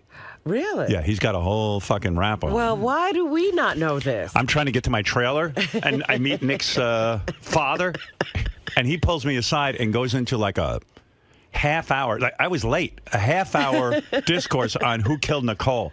Wow. He's read he's an expert on the whole thing. This is his, lots of people read about 9/11 and the World Trade Center. He's reading about OJ. Yeah. I'm sure Nick and Mariah don't let him in the house. But I dug him. He was like, he had a whole rap on it, and it's pretty intelligent rap. I mean, the guy's he's done his thesis on it, for Christ's sakes. This is his doctoral thesis? He's got it all figured out. Poor OJ sitting in jail. All I know is, why is Nick Cannon's father full of this information and none of the authorities... Nick won't even have him on. Nick doesn't even interview him. I'm going to have him on. I want to know. I want to know what he's discovered. This cat's got it all figured out. Somebody else killed Nicole. Oh, yeah. He told me who. I don't want to say because I don't want to be sued. Well, you don't have the info to back it up. Well, I do now. You do? Yeah. What I absorbed. Turns out Nick Cannon killed Nicole. That's how he knows. Well, that's why he doesn't want to tell. Right. Anyway, so... well, with Nick's health, so I started interviewing him while we were taping America's Got Talent. And I go, what's the deal? Are you going to live? Because that dude from X Factor is hanging around my trailer right now trying to get your job. X Factor dude? X Factor dude who was just fired. Yeah. I caught him on the set trying to take over Nick's job. Anyway, Circling like a vulture. Like a vulture. So, Yeah, because I was reading all this stuff about Nick was in the hospital again. yeah, Nick blood has clots. blood clots. Yeah. But then he goes, no, now I'm safe to fly because my blood is thinner than any human being on the planet. Yeah, but that means he's on another kind of medication. He's on a ton. He's a young man. He's a tiny guy, too. He's thin. Yeah, Super thin and small. Something's But, wrong there. I think he was burning the candle, but he quit his radio show, and I said, good. Was it immediate? Is he off? He's off. Wow. He finished Friday. He's done. I go, good. I go, dude, first of all, you're married to Mariah Carey. You can't be worried about money. 2, you got enough jobs. He's directing some movie. He's on America's Got Talent. It's enough. He's on TV. He's got another 2 TV kids show. at home. He's got 2 infants, twins. Moroccan and Monroe. And Monroe. I still have problems with those names. But he's really good at that thing because he came out at one point to convince me of something, and I don't want to go into what it was. Uh-huh. And he's natural. You know, he's not jive like Ryan Seacrest, who's all, this is American Idol, and this is Houston, the auditions, and this. It's like, please, I just can't stand when somebody speaks in a yucky radio voice. So I did say that during the taping. Now, what they use, I don't know. Right. They don't probably want to bring up other shows or something. I don't know. They should. They should let me do my thing. But you see, Fremantle owns America's Got Talent and American Idol, so I don't know how that all works. So anyway, so we get to the taping. I have a trailer. How's your trailer? Trailer's Nice? a little dumpy, but you don't spend that much time in it. Okay. You know? Well, that's the other thing I wanted to know. How long was the day? How does it go? Are there breaks? Because we were Well, hearing like a nightmare scenario. They keep you very busy, and I was a little nervous about it because I don't do well with busy. But, All I guess day busy. my adrenaline was pumping, because, first of all, I'm used to getting up so early. So I get up at like 5 o'clock in the morning. I'm bright-eyed and bushy-tailed. I'm like, I'm ready to go to work. Meanwhile, No one else is. work doesn't start till 11 o'clock. Oh. So I'm like, oh, that's all right. That's time for my nap. You'll be asleep by then. And then you have various duties. Like they have promotional stuff. Like I had to talk on a red carpet with a bunch of TV stations. Then I had to, what else did I have to do? It was like nonsense stuff. Stuff not related to the show, but just Did promotion. you do publicity photos? We're doing that in Texas. I see. Yeah. I think with Mark Seliger. Okay. Yeah, he's going to be shooting publicity photos. Like there's guys on set taking pictures, but they're not taking the publicity photo. Right. No. So I get there, like they start fixing you up with makeup. I'm so ugly they have to like spray paint my They're face. airbrushing you, Yeah. not your picture. They got a machine now that they just spray. Oh, I know. It's an airbrush. Yeah. And they just shellac you like the side of a building. Oh, I thought it was specially built for me. It's so hideous. And the whole time I'm judging, I'm thinking, Jesus, I feel like I'm being judged because people are going to look at me and chicks aren't going to think I'm cute. Like Howie's the cute one now. Oh, stop. Yeah. Howie's never been the cute one. Well, compared to me, he is. There's 2 guys on the show. You think Howie's better looking? Yeah, Howie's better looking than me. And he has no hair, and he's better looking than me. It's aggravating. How did your suits work out? Well, I wore a John Varvatos outfit. I Yes. didn't wear a suit. I wore casual clothing, jeans and a top. Thank you. I told you shouldn't be in the There you go. judging period wearing a suit. I'm glad you didn't. Yes, thank you. No, I wanted you to be more casual. I looked really gorgeous. Let's put it that way. All right, I looked super, super hot. Good. Yeah, I was really hot. Wore the shades, and then I tried to take them off a couple of times, but they tell you during the taping, either leave them on or take them off because we edit, and when we edit, it won't make any sense if your glasses are on and off. Yeah. Now, did you wear the dark, or are they lighter? Half dark for my judging. Meanwhile, I was paranoid the whole time I'm sitting there because I left my nasal hair clipper at home. Or do your nasal hairs grow that fast? Like a jungle. And I was like, I'm in my trailer, like, sucking them in. You got to hear this. My second day there, I'm skipping ahead. So I'm in my trailer. You don't, and giving you the schedule, it's like you get there, you do a ton of stuff, and then they give you a break for like 5 minutes, and you go in and tape. there's 4 different tapings with 2 different audiences. Okay. So you go in and tape. You go through about 14 acts. And it's surreal when you walk in, and you walk in, and the audience is just spectacular. For everyone who came out to L.A., wow! I mean, they gave me like a hero's welcome, and my applause are 3 times louder at least than Howie and Sharon's. Of course, and they should be. And they should be. What have those 2 done? Right. And I'm the king of all media. Of course. Yeah. So I get to the chair. Everyone's in hysterics. Like everyone's like. They said they never saw audiences like this. Not only are they so pumped up, but they yell out shit during, like, if anything's quiet, all of a sudden you hear, fa-fa-fooey! Oh, they're giving us all the salutes. Yeah, Robin's breast! Anything. It's just anything goes. Oh, my goodness. It's like a zoo. Fremantle is free. I tried to explain it to someone. It's like the Thunderdome. Oh, that's wonderful. I love that atmosphere. It is insane. You should be afraid to go out there and perform. Yeah. Oh, my God. You better be good. I felt bad for the talent. Like, they had to go out on the stage. I go in front of these animals. Like, it was like a feeding frenzy. But they the crowd, better build a cage. But it's wild because when you're judging... Wait here. I gotta write down something to tell you. Okay. But, because I'll jump ahead. When you're judging... The audience is behind you, and there's about 2,000 people screaming. And do they quiet down for the acts? Yeah. But oh my God, if you suck, they go berserk. It's the greatest live show ever. Oh, that's funny. Like, I don't know how they're going to edit it, and I don't know how it's going to look on TV. But if they capture half the excitement of this room.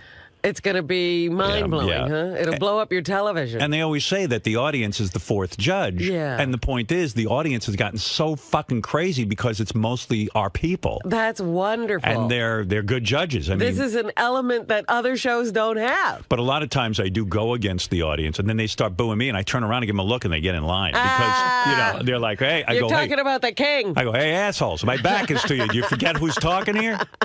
You know my opinion's more important than yours. Everybody settles down. It's a whole battle. Oh, I can't wait to see this. Oh, my God. It's the Thunderdome. And I know I'm going to San Francisco for this weekend. Yeah. We're doing 2 days of taping, and I know Gary has some tickets. I'm going to once again try to make it. Yeah. Because I want to see this. Yeah, go to San Francisco. So if you can get tickets, get them from Gary or call in to me if you're in the San Francisco area. Come watch this thing. It's a spectacle. It really is insane. Sounds like fun. Sounds like a free-for-all. It's a free-for-all. And by the way, there's also one more open audition left. Really? Where you can go and audition to be in the show. And let me tell you something. Based on what I saw in Los Angeles. There was room? I think Howie, Sharon, and I only put through about 8 people out of 40. Oh, really? Yeah. So in 2 days? Yeah. Wow. There's lots of room for people. Whatever you do. Apparently, America does not have talent. Well, you know what? We were being very, very hard. Well, you should be. I don't want to see crappy people. Are they going to have? But you know what it is, though? At this point, I realize something. I'm starting to learn. Like, this was a learning curve for me. Uh-huh. Because I had never done this before. I mean, they've been doing it for years, and I'm walking into this thing. Right. You have to actually do like a quick learning curve here because they are all professionals at this. Well, there were 2 acts that I didn't put through that I went home at night and went, now I get it. I should have put them through, and I'll tell you why. Oh. Most of the people who show up for auditions, they're not $1 million act at that point.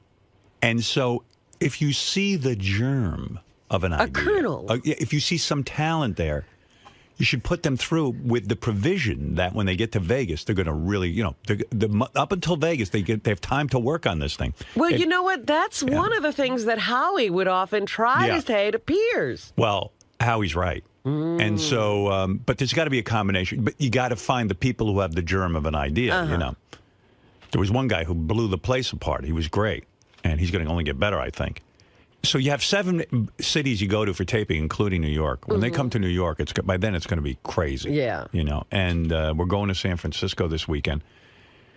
So anyway, the day is you go and you're working, and it's probably, someone said to me, don't they give you like a dress rehearsal or something? I go, well, these are the dress rehearsals in a sense, because because it's taped, you can try out all kinds of things, and if it doesn't work, they just don't include it in the show. So, But they didn't give you any, all right, we're just going to throw in some people. We won't even be really taping this, and you can try judging. No, they didn't do anything no, like that. Nothing like that. And you get in there, and they start, and all of a sudden, you're just in there. You're in the Thunderdome, and you're going.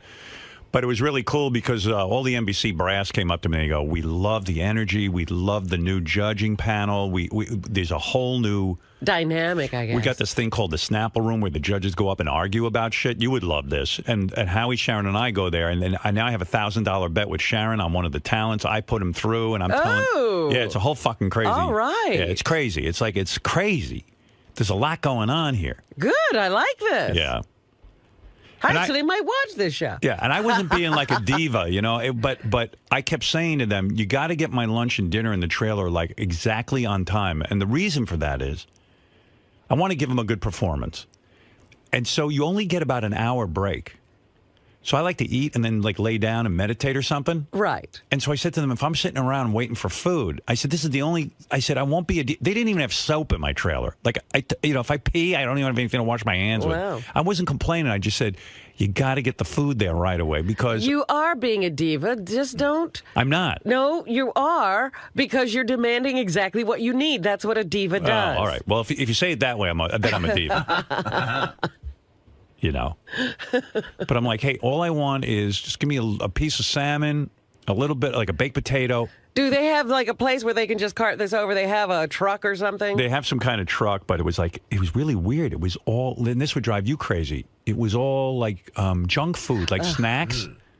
And, you know, I don't want to eat that shit. First of all, I want to be able to fit into my John Varvatos You won't outfit. be in your clothes by the end of the season. And snacks aren't going to do it for me. So, you know, I've been trying to watch my weight. Well, now you're a TV star. Well, yeah, not that it matters, man. I look like shit. Oh. Although I didn't look at any of the footage that they shot. Didn't. But I saw myself being, you know, after I did this press Do they have line, monitors there or anything? They have monitors, but they have this press line where you go and you do interviews. And I realized most of these cameramen from like Access Hollywood and Extra, they're way below me and they're shooting up. That's how you shoot horror films. Right. If you want to shoot a horror film, you shoot the monster from all the way up, from down, so you're shooting up. They're shooting into my nostrils, and every time I see myself on TV, I look horrible. I'm going to get on my knees when I'm interviewed from now on. Right. Get into a wheelchair so they have to look down. So... Boy, that judge is in a wheelchair. On the second day, I'm in my trailer, and I'm like, uh-oh, I got to take a shit. And I've never... In the trailer? I've never shit in a trailer before. Ooh. And I was like, I think I have to go. I can't hold it for the whole day. This is going down. So I went in the trailer. There's no real bathrooms anywhere. I don't know, and I'm not going to... I'd want to be alone when I make a duty. So now I'm in a panic, but I brought baby wipes and stuff with me, so that was cool. But still, it's going into that little tank. So it's weird. There was no like even water in the thing. It's just like it hits it dry. Yeah. And it's like this thing, when you press the flusher, it just opens up a hole. Oh, it's like a porta-john. Yeah, it's a porta-john. It's a porta-john. And it's attached to my, it's in my trailer. It's like there's shit in my trailer. Yeah. Well, I go in, I made a duty, and I was so proud of myself that I made a duty outside of my house. Like I was very, very proud. And I quickly did a courtesy flush, or whatever you want to call it. There's no water. It's really a dump. Yeah, I did a courtesy dump. and I quickly got done. But oh my God, it smelled like something barn, died, probably. like a barn. And my wife was on the way over, and then Tony comes in to do my hair, and I have a makeup woman. I was so lucky, though. Well, then I meditated, and I said, surely by a half hour, it's going to be dissipated, the stink. Can you meditate in that? No. In fact, I got up 3 times to go over and smell the toilet to see if it was dissipating, and it seemed to be getting worse. Oh, no. So now I'm convinced they should have to empty the canister. So I quickly get Ronnie. I go, Ronnie, come in here. He goes, what is it? I go, smell the trailer. He goes, what do you mean? It smells like salmon. Because my salmon was stinking up the trailer. Oh. I go, well, I took a shit. He goes, what do you mean? I go, I took a shit in the toilet and it smells in there. But as long as it smells like salmon, no one will know. But what if somebody goes in there to use the bathroom? Then they're going to die. Yeah. I just didn't want my wife to go in there. I don't care about anyone else. Right. But it was weird. They came in. Things still smell like salmon. And then when I came back from taping that segment, it didn't smell shitty anymore. Oh, good. Yeah. It goes somewhere then. Oh, I was so nervous. Like, and I'm out there on the set. I'm not thinking about the talent. I'm thinking about the shit I took in my trailer. You see what could be going through a judge's mind? Oh, my God. Robin, you don't know what it is like to slam that buzzer, that X, on a 9-year-old. Oh. Until you've done it. Oh. I did it. I did it. The kid. I did it. Oh, wow. I did it. Because I had to do it. Think of a 9-year-old. I'm thinking. That is horrible. And I go, That's horrible, Howard. You should be ashamed of yourself. Yeah. There were so many moments I want to tell you about during the taping, but I feel it would You be... can't do it. Yeah. You can't blow the show for the viewing audience. I want to tell you about each act and what I did. But, someone said to me, how do you rate yourself as a judge? And by the way, everyone was telling me how great I was. Like the producer, Jason Raff, said to me, I said to him, how am I doing here? I have no way to gauge this Right. thing. He goes, I haven't received one note from the brass, and they're usually all over me. He said, so they're loving it. They love the chemistry between me, Wow. Howie, and Sharon. Did you guys argue a lot? By the end, we were arguing. Really? At the beginning, it was like, wow, this is surprising me. We're all getting along.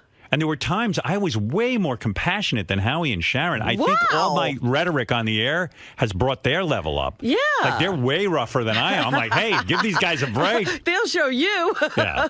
Like, I put a boy band through. And, they were a little bit, fruity, kind of, Little fruity boy band. Yeah, right. And Howie goes, boy band? He goes, isn't that over with? And I go, listen. It's never over. Yeah, it could be back. You said we let too many people through? Yes.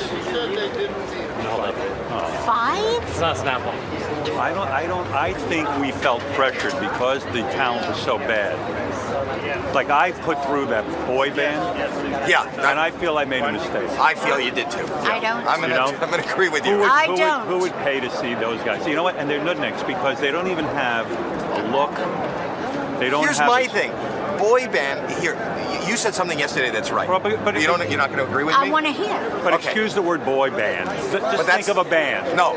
A vocal group. But they were a boy band. That's what they were doing. And boy band is so yesterday. We made boy a mistake. bands Sharon? are so passé, we could bring it back. Sharon, I don't think we did. No. I'm willing to admit You guys made a mistake. I said no. I don't want to give away too much, but it is a scream. Oh, I can't wait. Oh, my God. If you can get to a taping, get to one. There are tickets for San Francisco. As far as I know, Gary said he had some. All right. Well, I'm going to try to make it there. Let's see if anybody was there. Let me get myself together. Andrew, you're on the air. Hey, I was just wanting to know, well, first of all, before I get to my question, I was at the taping on Friday night, and I sat right behind Beth and John Stamos, and Beth looked so hot. She looked amazing. Beth looked amazing. Yeah? She showed up in a little outfit, and I told Stamos to come down, because, I You realized... had her sitting in that outfit next to John Stamos? Yeah, I said, and I even turned to the audience, I said, look how secure I am that I'm allowing this to happen. And everyone's like, hey, Howard, he's fingering her. All that kind of shit. I mean, I'm telling you, it's the Thunderdome. You don't stand a chance in there. Forget the talent, the judges. It's great. It's great. There was such... Hey, am I right, Andrew? Wasn't there a great energy there? Yeah, it seemed like everybody was just all Howard fans there. Like, you definitely got the most applause. But wasn't the actual taping itself fun? Oh, yeah, definitely. Yeah, I mean, it was great, because the audience judges the talent, too. But you know what this is reminding me of? You know how people bonded? Wait a second. Andrew just said I look great. Oh, you look great. That's right. Yeah, he looked amazing. I don't know what he's talking about. Wow. Well, are you gay? I wish. Yeah, but I'm not, sexually attracted to Howard. But No. I mean, that really means something. Right. Yeah. Yes, gay men aren't normally attracted to me. Gay men are repulsed by me. But he thought you looked hot. Yeah, you looked great. You ever hear guys go oh, I'm not going to be on a team with a gay guy because we're going to get in the show and he's going to want me? I never said that because nobody wants me. I'd be happy if a gay man wanted me. Please come on to me. Please, touch my penis, something. Somebody be attracted to me. Yeah, but Are you going to go on the Rosie Show to promote ATG? oh, I don't even. You know what? I'm doing so few promotional appearances because, I mean, I'm on some busy schedule. How can I? Hey, by the way, Andrew, how can I look great but not turn you on? I don't understand.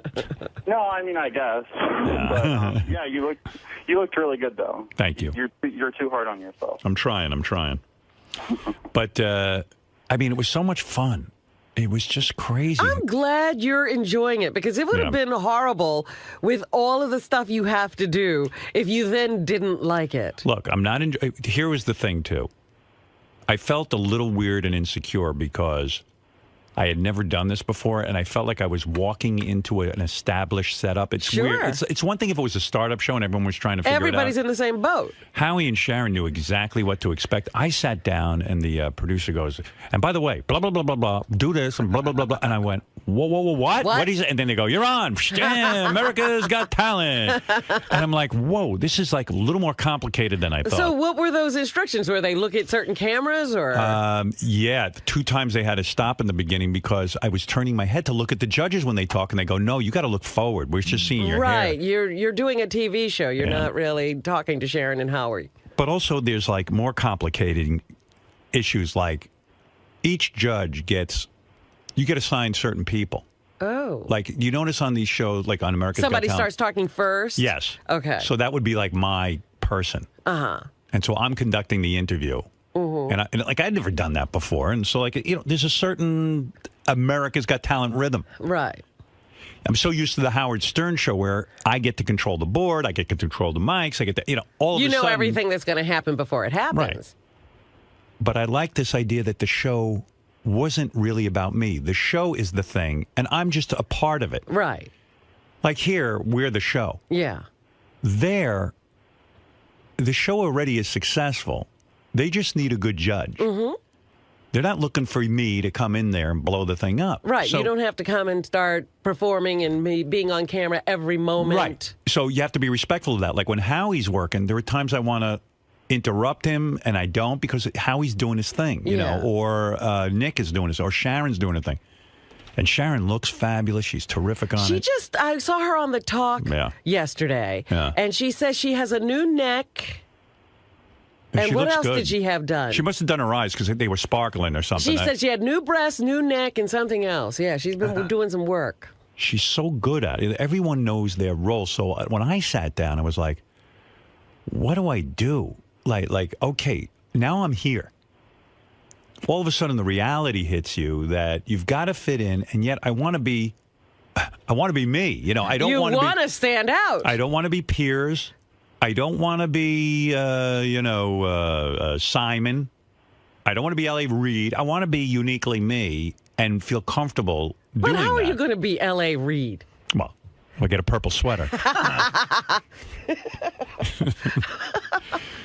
You got to be CeeLo. Yeah, I want to be CeeLo. So, you're trying to sort of figure it out. Mm-hmm.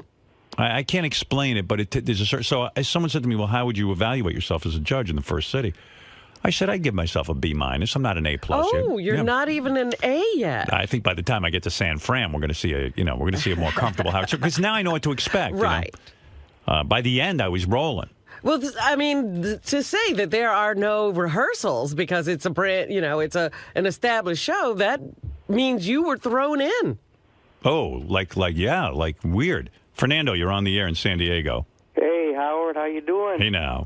Hey, man, I was there Friday noon, right behind you. Yeah, that was a good crowd. Yeah, it was great, man. It was crazy. You looked great, and you were smooth, man. You were witty and charismatic, and Thank you. I thought you did a good job. But I've kind of got my philosophy now for how to judge. Yeah. I didn't have that when I sat down. Well, how could you? I didn't know exactly what I wanted from the contestants, and now I do. Ah, Yeah. But every contestant, you want the same thing? No, but I know what I'm looking for now. All right. Yes, in a sense, I do want the same thing. Interesting. Yeah, and I thought you did a good job, man. You were smooth. You looked like you had been there, and you know what? You took it seriously. And there was a point where Sharon put somebody through, and I don't know if they were taking it as seriously as you were. Oh no, I took it dead seriously. In fact, it's really weird. I was in my trailer and I wrote down some notes of things I wanted to say on the air. Uh-huh. Then all of a sudden I started feeling weird because, like, first of all, you have to clear your desk. Only the buzzer's on there. Oh, I see. And Howie sees me with my notes. He goes, "What are those?" He's going to turn you in. Yeah. I go, "What do you mean?" He goes, "Did you write notes to yourself?" I go, "I absolutely did. That's how I do my radio show. I write down notes and thoughts." He goes, "Wow, I like how seriously you're taking this." I go, "I'm dead fucking serious because you know what? Some guy's auditioning. He's depending on me. He's putting his whole life in your hands. Yeah, I mean, this guy, it could be somebody's career. Early on in my career, people told me I sucked all the time. If somebody had given me a little encouragement, it would have been nice. And they were off notes. They never wrote a thing. Oh, no. So I think Howie thought that was funny that I had written some notes. He was like goofing on you. So then I crumpled up my notes and put them in my pocket. Oh. Yeah, I was humiliated into putting them away.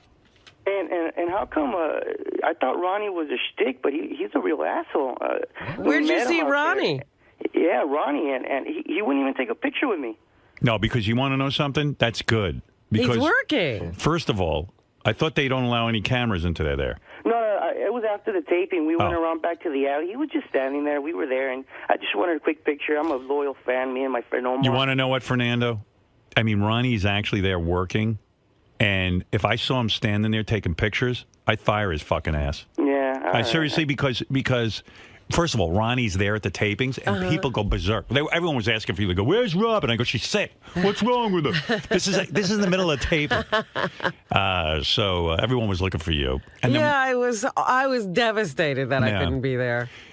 I tell you the truth, you'll come to it. The future. There's 400 more acts to see at least. I know. So I mean, it's not like you're missing anything. But I missed all this excitement of the first one. Yeah.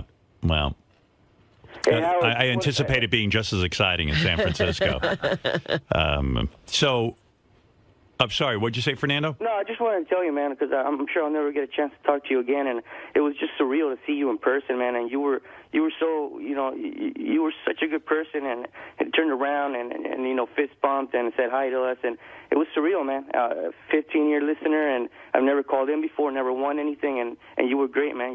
Thanks, Fernando. I think Howard TV's got some behind-the-scenes footage, too. That's pretty good. I was looking at it last night. That's what I was going to say. This is reminding me of the kinds of things that would happen when you had the book signings. Yeah. And all these Howard fans would get together, get to know each other, hang out. It was a happening. Howard TV was there. I kept the news department kind of at a distance, but I'm going to let them show up. As long as it doesn't interfere with what's going on. Right. Hey, Howard, I'm not gay, man, but I thought you looked real cute. Hey, thanks, Fernando. Cute.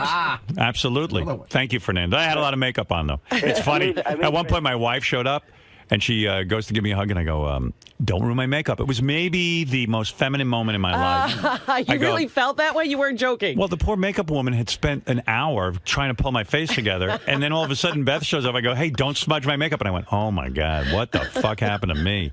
Don't smudge my makeup." Now you've turned into Burt Reynolds. Yeah. I'm like, please, this face can crack.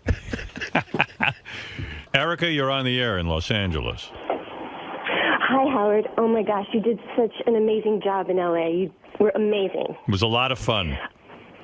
Oh, my gosh. And every time there was a technical difficulty, the crowd would yell out, "Scott!" Yeah, at one point the mics went out. Oh, really? And this guy comes out and gets under the table to fix them, and people are screaming out Scott, the engineer's name. It's crazy. Oh my God, it is just poor Scott's blamed even when he's not there. Yeah, and they start yelling at the guy. What, did Scott do the audio? So you were there. And that wasn't it. Which taping were you at? I was at the evening taping on Thursday. Yeah, it was crazy. And the crowd loved you, Howard. There was this one contestant that was actually rude to him. He said, I would. Well, don't give it away. Don't give it away, the rude contestant, because I think I've been lectured at America's Got Talent not to give away everything that happened. Well, it's okay to talk about. The audience wanted to kill him. Yeah, the crowd went nuts. The audience was totally with you. Yeah, they didn't like him being disrespectful. But then you said the audience started to boo you when they didn't agree with your opinion. They would, but I believe me, I shot them a look and they shut the fuck up. I go, hey, wait a second here. You guys are supposed to be on my team. Howard. What? Everybody was there for you, and I got to tell you, this is going to change the way America sees you. The majority of the audience was actually women. You know, it's weird, too. You remember I told you that on these shows they put the good-looking women up front? Uh-huh. It's absolutely true. Really? Were you up front? I was right behind Sharon. Right. And yes, Yeah. they actually moved a couple because they were lazy. They weren't cheering loud enough. Right. Oh, And yeah. then- You better not be a slacker in the front. Oh, they check you up. I see the warm-up guy sits there and, like, he talks to the audience and tells them, you know, like, they're supposed to yell out Vegas if they want them to go through. Uh-huh. And I see people Yeah. not yelling loud enough. They throw them right the fuck out. Oh, and I got to there's tell you, we pressure were on coming the down audience, aisle. Yeah. Oh, yeah. When they were seating us, they were putting all the young, pretty people right behind the judges, and there was like this group of older people, like seniors, probably in their 70s or 60s, and they're like, "Oh, can we sit there?" Because there was an empty spot, and they're like, "No," No. and they put them on the other side. Yeah, no, they have, like, young, attractive people. Like, I turn around and I go, wow, what is this, a beauty pageant? There were hot chicks all over the place. It's quite a And you were scene. hugging them too. What? What are you talking about? I didn't hug You were anyone. hugging some lovely All right, a few people. No tongue. All right, Erica, thank you. Love you, Howard. Love you, Robin. Love you. Okay. Oh, yeah, it's a happening. It's a happening. I might have hugged a few people. I bet you did. I hugged some dudes, too. Don't worry about it. Sure. All right, Just to maybe make it not. look good. Yeah, right. I'm not coming near you because of my mess, but it sounds wonderful. Yeah, I'm glad. That's It's a lot of great. fun. Yeah. It's a great live show. I don't know Wow. how to look on Wow. press conference. It's great. Oh my God, I gotta go this fun. week. I gotta see. Because you're going to sit the- there and judge, and you argue internally with the judges, too. Right. That's fantastic. Yeah, it's fun. I mean, listen, it's like the TV show. You sit there, except, you know, it's your job. I'm psyched that you enjoyed it. I was nervous that you. In fact, Jason emailed me last night and said, "I'm dying to know what." He goes, "It went great, but I'm dying to hear what Howard has to say." How did you know it went great? How did you? Because Jason emailed me. Jason, Oh, not Jason that, Rad. Jason Oh. Rad, yeah. He said because he sent me the note, and I 30 said, seconds, Howard. I said, "How did it go?" He said, "It went great."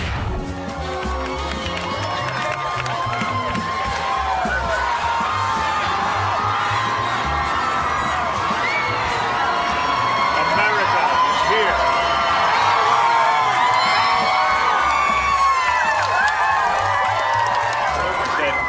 Am I hallucinating, or is Ronnie being interviewed? No. Well, kind of. Got my lip gloss on. I feel like Go, the woman let's I go. always was meant to be. 5 minutes. See what happens? He just lifts his hand. Show them it. Lift your hand. Watch, watch. Camera. Watch this. Watch this. Watch it. For Howard TV. Watch. Watch. All right. There's the Okay. move. It's this. No, This. hold on a Wait. minute. Hold on a minute. Yeah. Hold on. Move.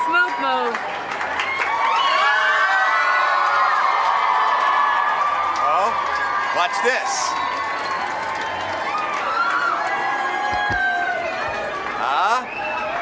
So we each have our strengths.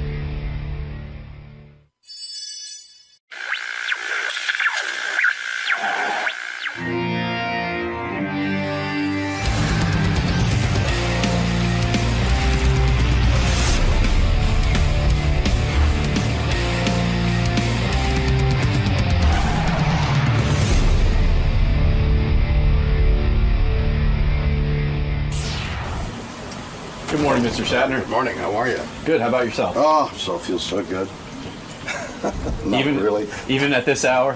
Even at this hour. Even the hour before. Oh, look at this up big. Cupcake Wednesday. Is what? Cupcake Wednesday. Is it Cupcake Wednesday? I tell you, I've been ill. and I just recovered. And so now I'm hungry. Right this way, sir. Right this way. Oh, look at that. So you haven't been able to eat now? Exactly, for 6 days. You picked a good day. We have a full array of pastries out there. Yeah, no, it's the pastries I don't want to do.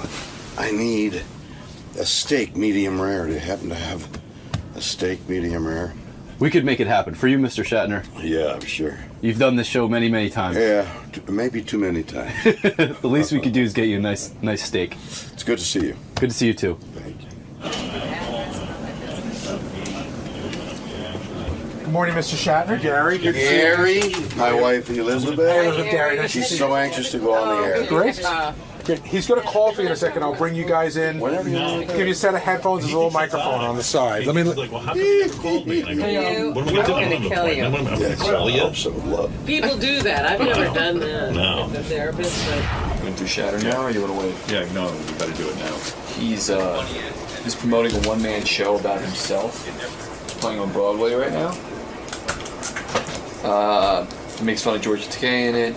He was involved in some kind of dumb feud with Carrie Fisher about what was better, Star Wars or Star Trek.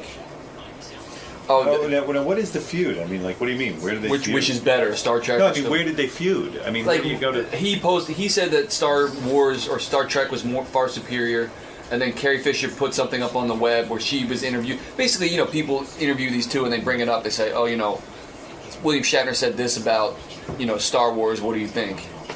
And they went back and forth for a little bit. It's supposedly worth $300 million. We talked to him last time about how he sold all his Priceline stock, because it went way down and then it went way up again, but I think he got rid of it when it was pennies on the dollar. Is Priceline back up again? Yeah, yeah. 20 seconds. Yeah, when he was here last time, it was selling for $526 a share. But he sold it all. He sold it way before then. So. William Shatner's in a one-man show on Broadway. What is he playing, himself? Yeah, it's his story of his life. I knew it. Would he be in a show about somebody else? No. No. Bill Shatner, a longtime friend of the show. I don't know if William Shatner gives out his age, but the guy looks great. Look at him. He's in his... Don't say. He gets old. I think he lies about his age. He's in his 30s, right? And his beautiful wife is here? His wife is here with him this time. Look at you. Hello. What the hell's going on? Your wife's here. I just thought it might challenge you. What do you mean? A one-man show about my life? I love you. You know I'm giving you a hard time. Little Robin. I'm going to do a one-man show about Robin. Let me introduce not only William Shatner, but the beautiful Elizabeth, who is lovely, lovely woman, looking lovely, by the way. Who, by the way, Thank would you, not Howard. leave me alone. She said, I have to be on Howard's show. Oh, yes. I heard you earlier. Elizabeth. I heard you earlier talking about wanting to come and bring the kids and all that kind of thing. Yeah. Do so, please. You come as my guest. No, I was talking to my show, America's Got Talent, not to your show. I wasn't talking about bring my kids to your show. Don't go to see that show. Go to see my show. But my kids are going to sit and listen to you talk about your life? Well, you sure we want to do that? There's got to be some X-rated stuff in there, no? Well, there's a lot of X-rated stuff. Is there? There's an X-ray of my chest. There's an No, is there X-ray. X-rated? Is there anything X-rated in the show? I mean, listen, Elizabeth, you know he is a great lover. Absolutely. A man who has many passions. Absolutely. I mean, if we're going to talk about... surprised, Bill, that she agreed. I'm waiting to see what she'll say. No, but I things mean, come out of your mouth. You don't Mr. know. Shatner, if in fact we're doing the story of your life on Broadway, the many women you have slept with, Yes. Elizabeth, I'm sorry, it has to be part of the show. All the girls line up and they do a kick dance. No, listen. It Looks is like the not. It Rockettes. is the sum total of my life. Right. What I've learned. Your loves. The dramatic. What have you learned? What have you What learned? have you learned? Say yes. No, what have you learned? Say yes. Oh, right. Say yes. Say yes to opportunity. Say yes to having dinner with you. No, I won't Saying say yes yes. to come see my show with your kids. So, how long is the show? An hour? For an hour and 40 minutes. Hour and 40 minutes, and you You have a start. little break in there? No break. No I break. might need a break. leave if I had a break. You hold them captive. So you go in and you start from what? From birth? From I don't do linear, but Right. I want to lure you in, right? Right. So I discuss the nature of comedy. Did somebody write this The for you? nature I wrote comedy? it. Well, the nature of comedy. What makes you laugh? What my influences were in comical, and you begin to laugh, and you begin to have a good time, and then I talk about music, and then I talk about life, But and I talk about love and death. But some would When do say. you get to something you know about? Yeah. Some would say. First in the show, Lily Sincere. No, but some would say. Lily Sincere. And Mr. striptease. Mr. Shatner, You're the host. some would say that, you know, to talk about yourself for an hour and 40 minutes, you would have to be a tremendous narcissist. That's right. In order to do that. Now, you are such a regular guy. All right, so you've touched upon the difficulty You would have of to be- publicizing the show. Right. It's immensely fun. It's first of all, you know, it got great reviews. Right. And you know the crowds they stand up and they cheer at the end. Wow. That's why I want you to go there. I want you to stand up and you'll be like, you're do taller you than reveal anybody. in the show your net worth? Are you worth $300 million in reality? Are you? That's like in the most absurd sum. Elizabeth's looking. Elizabeth just got quiet. Elizabeth has Bill. Elizabeth. Where did that come Elizabeth, from? has Bill ever shared with you his net worth? He shares everything with me. Right, but has he ever sat you down and said, "I want to open my Look, books honey, to you"? you gotta honey? know what's going yes, on. I Yeah. know exactly If what's I said to you, going "What on, is and- William Shatner worth?" you would know. Yes, he's worth my total No, everything come on. in my life. Do you know No, his- seriously, do you know- Seriously, I have do. no money, but I know everything. but love. How do you know what You're he's rich worth? in At what love. point does he come to you? How long have you guys been married? you I mean, it's know- been a while. 12 years. 12 years. Yeah. And They said it wouldn't last. and at what point does he come to you? Nobody said it would. How does it come about? You're the one who said it would. How does it come about, Elizabeth, that William Shatner says, "Listen, darling, I want full disclosure here. I want to show you everything I have." When did he I open the did. Well, book? that I was showed like her every- about a month into our relationship. No, wait a minute. That's right. Is that the way to a I want woman's to show heart? you everything I have. everything And then he she had says, then. Yeah, but how much money have you got? So you know what he's worth. Sure. Right. Is that We're a because team. did you have to sign a prenuptial agreement when you marry William Shatner? Oh, yeah. You know, You he's do. the original negotiator. So he has to. Priceline.com. So part of a prenuptial. Priceline.com. See, Part of a that's my wife. She says Priceline.com, right? there. Part of a prenuptial agreement is that he has to expose his finances to you, everything, so that you can assess the situation. Right. Was it $300 million? Well, listen. No. It's What's been your- so long Why ago. are you I- interrupting? I'm interrupted because it's been so long. I can't. It's been so long ago. I That's can't nothing remember. a woman forgets. The interest on $300 million. Talk to me once again about. Talk to me once again Yeah. about Priceline, because seriously, I need to know this. Yes. It is a famous story that you were the original spokesperson for Right. Priceline. They paid you in stock. Right. The stock, of course, you had to hold on to for a while. And the time that you were holding on to it, it exploded. It went big. You were worth, on paper, hundreds of millions of dollars. The guy who owned Right. John Walker, who owned the stock, major the company, stock, was worth more than General Motors at the time. He was going not to endow a university, he was going to build the university. Right. Wow. So, and what happened? so while you were holding on to the stock, which you had to, the stock dived. That's it took a correct. tank. Right. And you had it, and you ended up selling it all off at about $2 a share. Really? Or 7 cents a share, whatever Are you it was. I told him not Everybody to, sold- but you know. Why are you laughing, Bill? That was a good one. Why did she tell you not to sell it? She said, "Don't sell." I said, "Are you Is that crazy?" true? I mean, I don't know anything. I'm a horse trader from the But past. Elizabeth, you're very you don't smart. Sell when it's low. Absolutely. Elizabeth, you're smart. I'll tell you why. Thank you. Bill probably panicked and said, I might as well get something for this because the thing's going to go out of business. You said to him, listen, you've got enough money. It's not like you're desperate for money. Why don't you hold on to it? Exactly. And if it makes a miraculous comeback, which it did, it's selling now for over like $500. $500 or something. More, And- 526. Yeah. You sold it all off? You didn't say to yourself, I'm a wealthy man, maybe I'll hold on to this? Why, Bill? Seriously. I'm going to 'Cause tell he you didn't why. listen to me. That's right. Because the dot-com bubble hit, and everybody who was involved in the dot-com bubble, not everybody, I guess, sold out. But most of the people at Priceline, I presume, sold their stock. Wow. The difference between what happened at Priceline and 99.9% of the rest of the dot-com companies was Priceline had something to offer. Right. It was a valid company. So gradually, with their entrepreneurship and my publicity, the stock rebuilt, but I didn't have any stock. It's a shame, isn't it? Because I look at it now and I think you're doing well. I'm doing all right. He's doing okay. Does I it make an occasional gig on this show. Does it You get torture your- you not to have that? Like, in other words, wow, that was the biggest score. So here's one of my things in the one-man show. Right. That's on Broadway at the Music Box Theater that people can buy tickets to right now. Okay. Shatnerworld.com. At chatworld.com. Right. Regret is the worst of the emotions. Right. Because there's nothing you can do about it. Right. But if you regret you went left and you should have gone right, well, who knows what would have happened if you had gone left. Right. Now you went right, and so... So that's your philosophy, and you really do live by it. And I really do live by it. And you feel good about the whole thing. I do. And the show, which is dramatic and funny and sad and happy. Do you talk about And sex? philosophical. Well, not sex literally. You don't talk about your wife and what goes on in the bedroom? Or anything like that. I would think. Listen, no, maybe not. But Bill, I mean, Mr. Shatner. That's all right. No. I'm respectful. Look, you know we Sandy haven't and had dinner in George. a long time. I keep asking He you out. might and as you well keep be saying Bill. I know. I do. We had dinner once. I'll Yes. never forget that. Why? We had a nice dinner, right? Yeah. It was great. It was what nice. was so it was fun. memorable about it? Our friends. No. Oh, yeah. What was that? Never mind.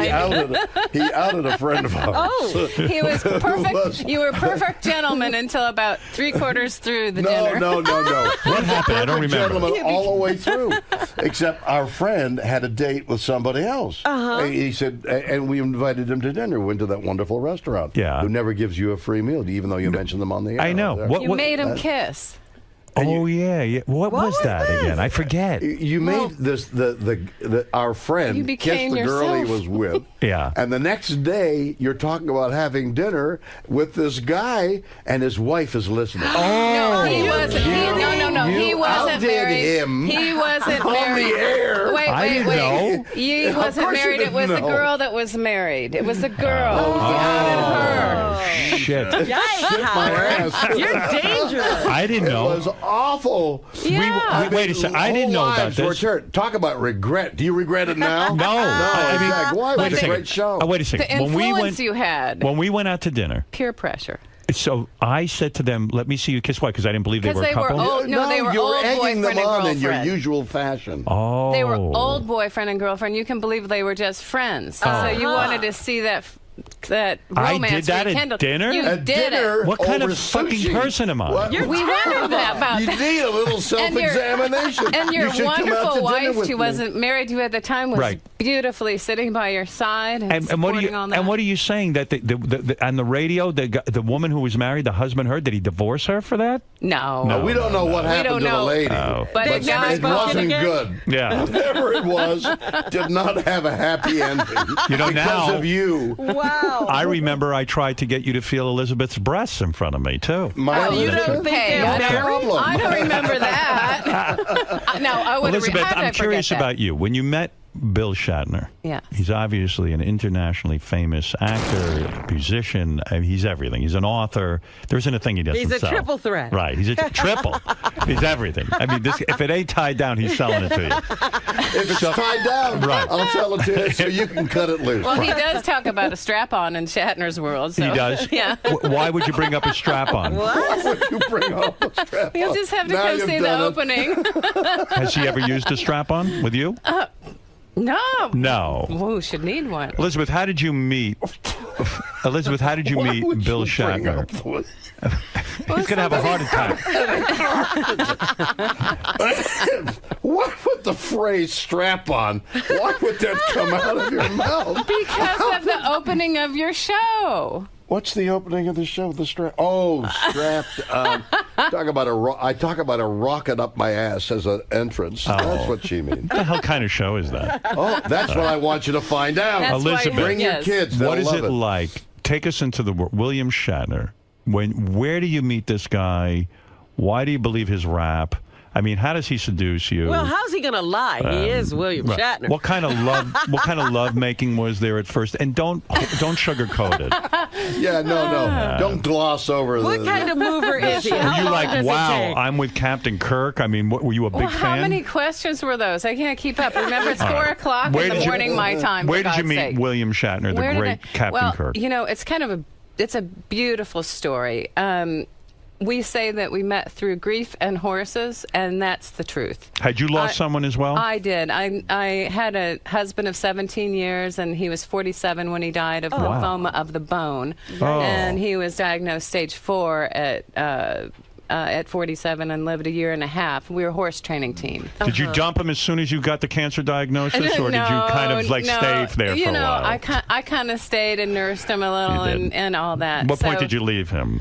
When he died. When he died, yeah. okay. Yeah, Good for you. Well, you're a good woman. And still, I kept would have him left. around through all the memorials, had that. But the irony of the situation is that one of my very best clients was Bill Shatner's wife's business manager. Madonna, who can follow this? So you are a good woman, is what you're saying. In other words, you stuck by your husband as he was dying.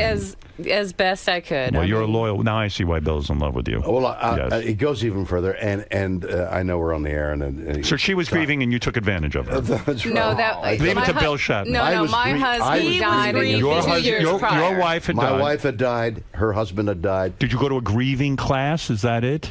No. Horses. Horses Right. were a Horses therapy. brought us Are together. horses your life, Mr. Yes. Shatner? Now, yes, they are. The beautiful progression of that story is, I'm now up to here. I'm up to date now. Right now, I'm to whatever the date is today.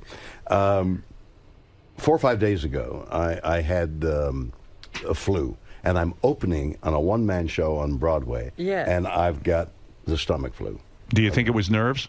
No, it was literally the flu. But don't you think it was brought on by the fact that you had the pressure now of a one-man show? No. Well, he had done it before. Don't say pressure. Not this version. Really? It could be, obviously. Stomach stress. flu, what'd you have, diarrhea? Everything. Everything. Did you vomit and have diarrhea at the same time? You really want the graphic Yeah, details? seriously. No, I didn't vomit.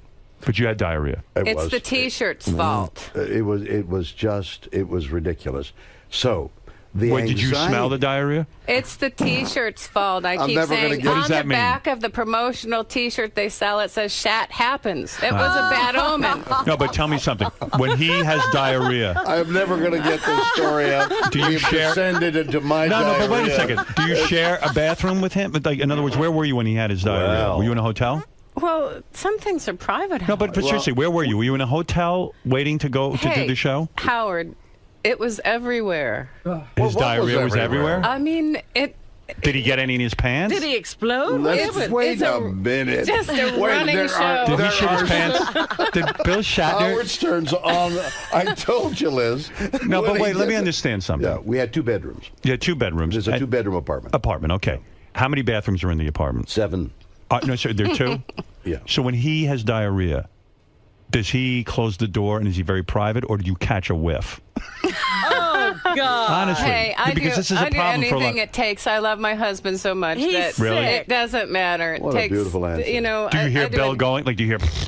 If he wants, I've never heard Was that Gary? ever. Did Gary do that? Yeah, it's you guys. You know, never hear that. Bill's much too much of a gentleman to, He to is a do any of gentleman. that. I'm too much of a gentleman to fart. I mean, Yes. No. I was about to tell you a Do you beautiful fart in story, the but bed? I'm not going to tell it. Does he ever fart in the bed? There's, Seriously, does he? Not until you listen to his beautiful story will I answer that. No, but does he snore? Not until I answer. All right, go ahead. Let him All right, talk, all then right, I'll Mr. answer Shatner. any. no, it's too beautiful a story to be on this show. He wants to talk about farting and No. snoring. I'm just curious about how And intimate crap. the relationship If I is. say crap a lot, will that help? No, because my wife has never walked in on me moving my bowels and has never I smelled hate my. that. Yeah, and I'm trying to keep it a little bit romantic. Exactly. You close the door. So that's why I was and asking. what happens if she opens the door? No, I'd be mortified. But she's got to say, "Oh, Howard. Oh, I'm sorry, I didn't see you on the yeah, toilet." but I what lock do you the do? I lock the doors. I mean, You I'm lock? so yeah. I don't think she's ever smelled my duty, and I don't want her to. Well, you have let one go in her presence. I have farted. Yeah. But Robin, by has he accident. farted in your presence? No. No. We're She's not too much that of a lady. intimate at all. Yeah. This is beginning to give a different No. definition to being If on he the has air. farted, he's in total denial, right? He says that All right, so wasn't Mr. me. Shatner, That was Gary Dillabon. You were talking about your great romance with your wife. So you were both grieving, and There were horses. There were horses involved. And we met. We were introduced. Someone set you up. Exactly. They Right. said, here's 2 people who should meet each other. His business manager's wife, of all people. And she introduced us. we've both lost somebody. We're in the depth of grief. Right. We both are not just enamored, but obsessed by horses. Right, perfect. And perfect. And we fall in dogs, love the same and breed of dogs. We have the same breed of dogs. So when you're grieving over a husband and you're grieving over a wife, is it appropriate to meet and then make love? Like, do you wait to make love with one another because you're saying, well, hey, it's kind of weird. Yeah. You got to be respectful. Or do you, in your grief, they say sometimes sex Makes you feel better. Makes you feel better. That's basic animal It's instinct. an interesting and very perceptive question. Yeah.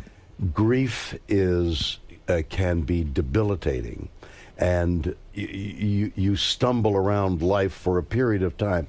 Generally, it's about a year before you begin to recover. It's like an illness. And then after a while, you begin to breathe and say, wait a minute, I think I'm going to live. So you hadn't had sex with anybody for that year? You don't talk. Then you two meet. How long do you wait before you actually make love? Full-blown intercourse. How long? Yeah, how long do you wait? Well, it depends how you define time. How long was it, Elizabeth? Well, it's an interesting story and long story if you want to get into it. His first date he asked me to go to was to the Antarctic. And I had my own business is that wild? on a Canon photo safari shoot to shoot penguins. Fantastic. But And I say you'll have your own room. I said, I'm no, alone, I you're said, alone. I'll have my That's own good. room. Yeah, sure. And he He's says, William yeah. Shatner. He knows what he's doing. Yeah, and I said, but Connecting. I've been taught to do, when I'm confused, to do a pro and a con list. And I owned my own business. Why were you confused? Because you thought it was inappropriate to go away with him? I owned my own business. I had responsibilities. I was a horse trainer. I had 25 head of horses who are like people's children to train, and that just can't pick up and responsibility- go off. I had responsibilities. So Right. my con list was a lot longer than my pro list, and But I you had went. to refuse. You refused? Yes, I said, sorry, I would So love to, when but he no. made love to you the first time, was it what you imagined? Because had you ever been out with a famous actor before? I didn't really get he was a famous actor because I didn't watch too much television. And every time I saw Star Trek go by, Yes. I sort of kept going by it. But he's myself. tremendously charismatic, is he not? He sucks you in. Don't use that like word. a vampire. And by the way, South Pole is Bill's go-to move. He's invited me. I He's know. invited other women. It's not Whenever like he's it's to the making a first. move. Yeah. Anyway, it didn't Right. go. But then the next Right. time he did So I ask me didn't to go. go, Yes, you went. he asked me to go to New York. Oh. Oh, that's a little And more a short reasonable. trip. Yeah. There's a difference between the South Pole and New York. And I said separate rooms, and he said yes. Why did you insist on separate room? Were you not attracted to him? Well, I wasn't, I wasn't interested in wasting my time In a getting word? emotionally involved with somebody that may not be good for me. Right. You didn't know if he was just trying to get into your pants for And a quick. besides, I said I would never date an actor. Right. And then never Had you say even never. kissed Bill yet? Had you No. Why Wow. would you never date In a an actor? Boy, you're not much of a mover, are you? No. Well, I saw in her Right. something very serious. And were you horny from like her holding out? Look at her. No, that's what I'm saying. So would you go home and whack one out? Oh my God. What was your move? I Like, would wouldn't you? have put it in quite those terms. But you did, right? She's a marvelously beautiful woman with a spectacular Right. figure. And you were lonely and lonely and coming out of grief. She is a marvelous woman. And she's a marvelous woman. Attractive, And the so whole I package. knew Yeah. that this could be a long-term relationship, and I didn't want to rush it. How much of an age difference is there? Let's talk about that for Our a second. first date, we only held hands. Oh, is that right? Yeah. You little Was that gross? romantic. We watched Was a Bill's movie. hand sweaty? No, because we watched a movie and held hands. And I you know remember what? that. It attracted me. So romantic. We walked at the I same am. pace. Is that right? Oh, yeah. That's very important. You can't have a Person you'd be a galloping fast ahead of walker, you, and then yes. you'd be a Or slow behind you walker. is worse. Right. I mean, so we walked at the same pace. We So when loved did the you same decide horses. you would allow him to take you, so to speak? How long Well, did you wait? we went on that New York trip, and then there was something magical that happened. He found the key to your room.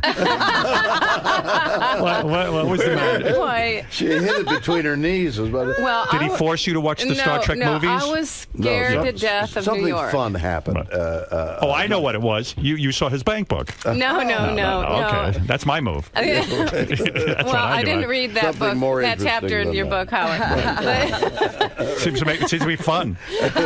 So you she said, stopped at the forward. Actually, what was the thing that made you feel romantic toward him, the way you could trust I'll him, that tell he wasn't you, just going to have sex with you? The most romantic thing happened, and I still don't know if he planned it to this day, if it was still fate. But here we were in New York, and I'm a country girl, and New York is intimidating to me. And he forgot to tell me. He said, "Oh, I have this event to go to. It's to raise money for a girl that's dying of cancer." Oh, you pulled that one. And but it's he does that with everyone. Better than the Antarctic. And of course, say, do you want to go with me, or you can stay in the spa? I'm thinking, what am I going to do? Cancer. This must, must go. I just lost somebody from cancer. I have to be part of this. So how long? We got in the car. It's 3.5 hours by And car. with your agent at that time, who'd also lost somebody, so it was a car ride of grief. We get there, we go visit the girl in the hospital. We bring her a stuffed German Shepherd. Do you think this is Bill's move to show you what a great guy he Bill is? I would do that. You see how hard Yes, he that, is. I I'll would tell do you, something like I'll that. tell you, I was he has no beginning to heart. warm up. I was Do you beginning think to he warm said up. to his agent, "Listen, find me some sick girl"? No, but this is where the question. This is where I wonder. Okay, so we do all You're this. worse than I've ever thought. We do all this beautiful stuff. We meet her Right. parents who are also dying of cancer. He makes them. my He goodness. the fundraiser was he goes in and throws one bowling ball. Right. For the cause, and he unbelievable. makes a strike, if you can believe it. Oh, it I was believe it. magic. Well, Okay, he's an athlete. then on the way back home, guess what? The agent doesn't go with us in the car, and the heater in the car goes out. Right. And It's And midwinter. he needs to cuddle with you. And he has to put his warm you arm up. around me. And Devil. it's a clear moonlit night. Right. Okay. So we're halfway between Albany and New York. We haven't kissed And yet. and Between you and me, the little cancer girl, was she an actress? Tell the truth now. Where's she now? Now you can tell. Now, listen, you're married 12 years.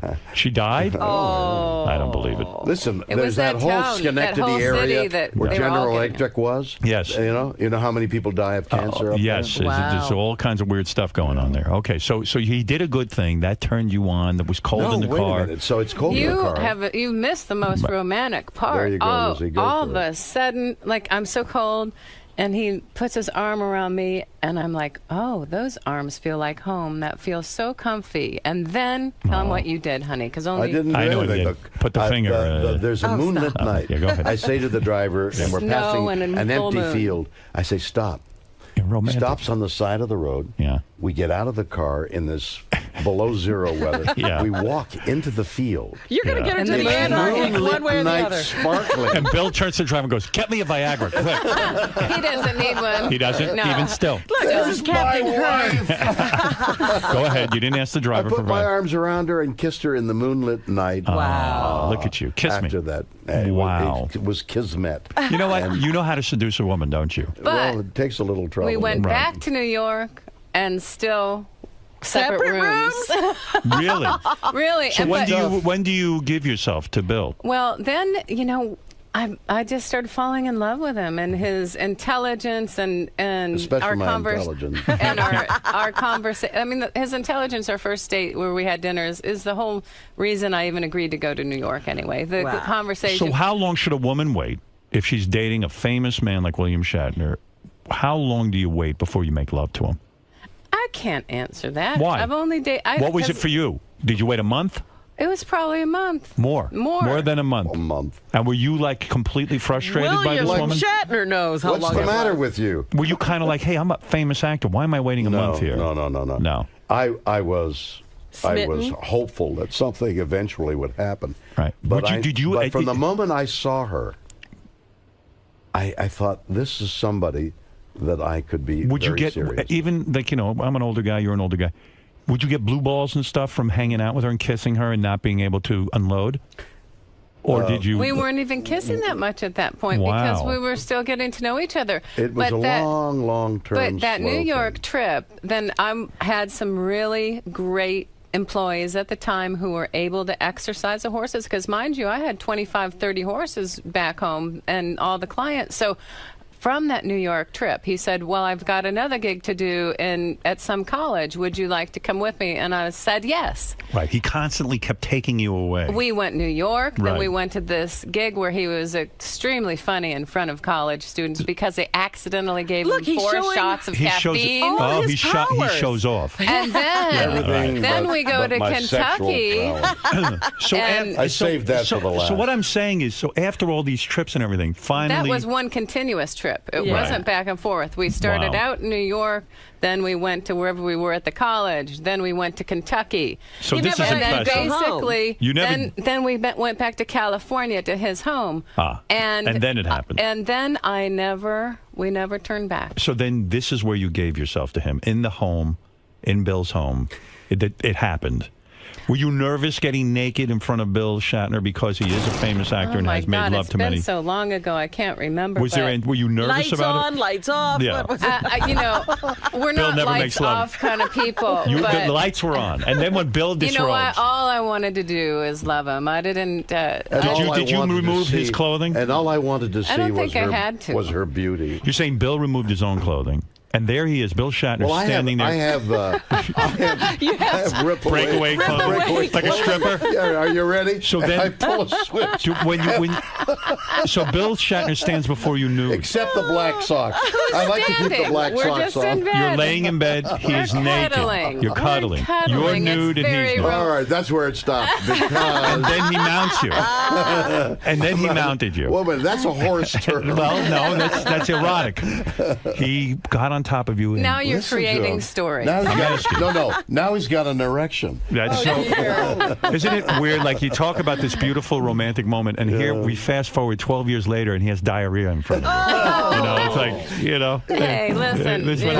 That's how it always winds up. I want to sum this up What a by romance. telling you the beauty is I was excited by this new project I have, the one-man show. I see. I was excited. We're wrapping up. Well, not wrapping up. But we're here we're as full long as you circle want. back to the diarrhea. But talk about when you made love to her the first time. Wait a minute, I'm trying to get a point across. You're not being emotional about this. ShatnersWorld.com. No, Buy I some know tickets. that. But it is part of this. It has an aspect. It's philosophical. So I'm excited and obsessed by doing the best thing I can, and I'm opening in New York in a one-man show. There's no greater hurdle to climb. Right. And it's exciting. Right. I get stomach flu. Right. So the only approach I can take is, isn't this exciting?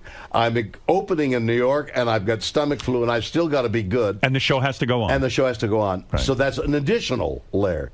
My wife takes care of me. She nurtures me. Right. My wife of 12 years. And I realize again how much I love her. And this experience in New York is not only opening in New York, being ill in New York, but I rediscover my wife in New York, and that's the story. From the diarrhea, and she took care of it, and that's real love. He's back to the diarrhea. Well, the diarrhea, it's gross, and yet she still loved you through His it all. mouth is running on.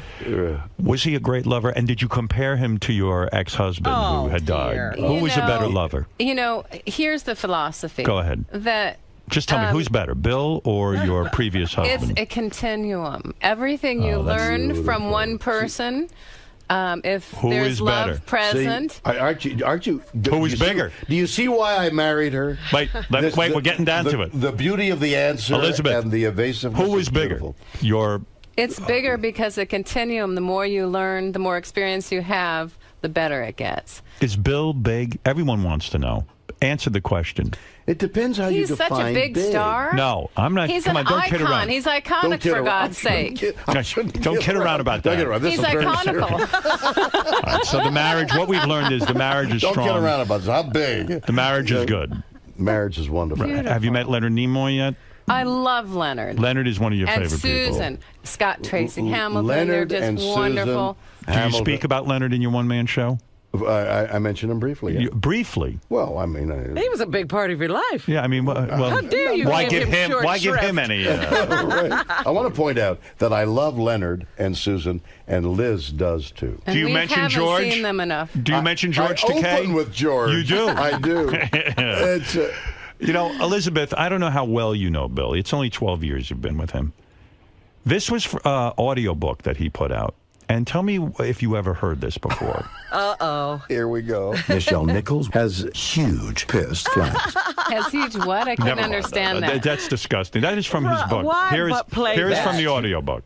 I spent the summer of 1966 drinking come from the nuts of a retarded boy with Now, a what do you- raging hard. Now, what do you think of that? You know, I think my genetic code is kicking in, and Alzheimer's seems to be setting in because I didn't understand a word or what the hell that was. Better you don't. Good. Is it a great life for the two of you? Are you now happy? Have you you've gotten over your grief? You are together. Is life great, or are you neurotically sort of obsessed with your career, Mr. Shatner?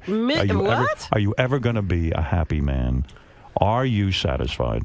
I'm in a state of bliss over the idea that love is a continuum, that there is somebody beside me who helps me with the harness of dragging the needs of life up. Is life hard?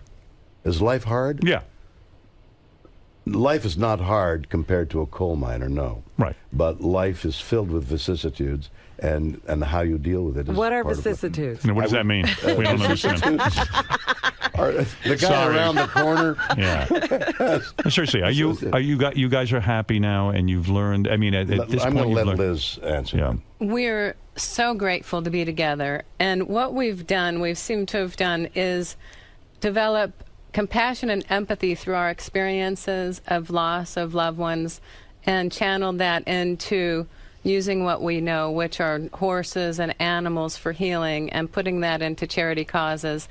Hollywood Charity Horse Show, Bill's been running for many years. Is your life full of vicissitudes? She's got one more thing you've got to hear. And now this. the evolution is that we're taking that empathy and compassion and reaching out to our military families and to our veterans, our wounded warriors, and promoting every community to get involved to help support animal-assisted therapies for these folks. It that does we seem have like so our much empathy it does seem for. like our veterans come back and they are ignored. And they need help. Exactly, and that's exactly what we're telling you. Yes. That the veterans need as much help as the children. Are you guys political at all? No, it's Not really. not a political But thing. is Bill we don't political? endorse Will war. Bill run for office? No, I'm He's Canadian. Oh, you're Canadian. So it's like you take what you know and you share that. Whether Should the and what flag we- have been flown at half-mast in New Jersey for Whitney Houston? Yes or no? Who are you asking? No. Right? No. Why? Right, no. Really? Go ahead, Bill. Why? I mean, Well,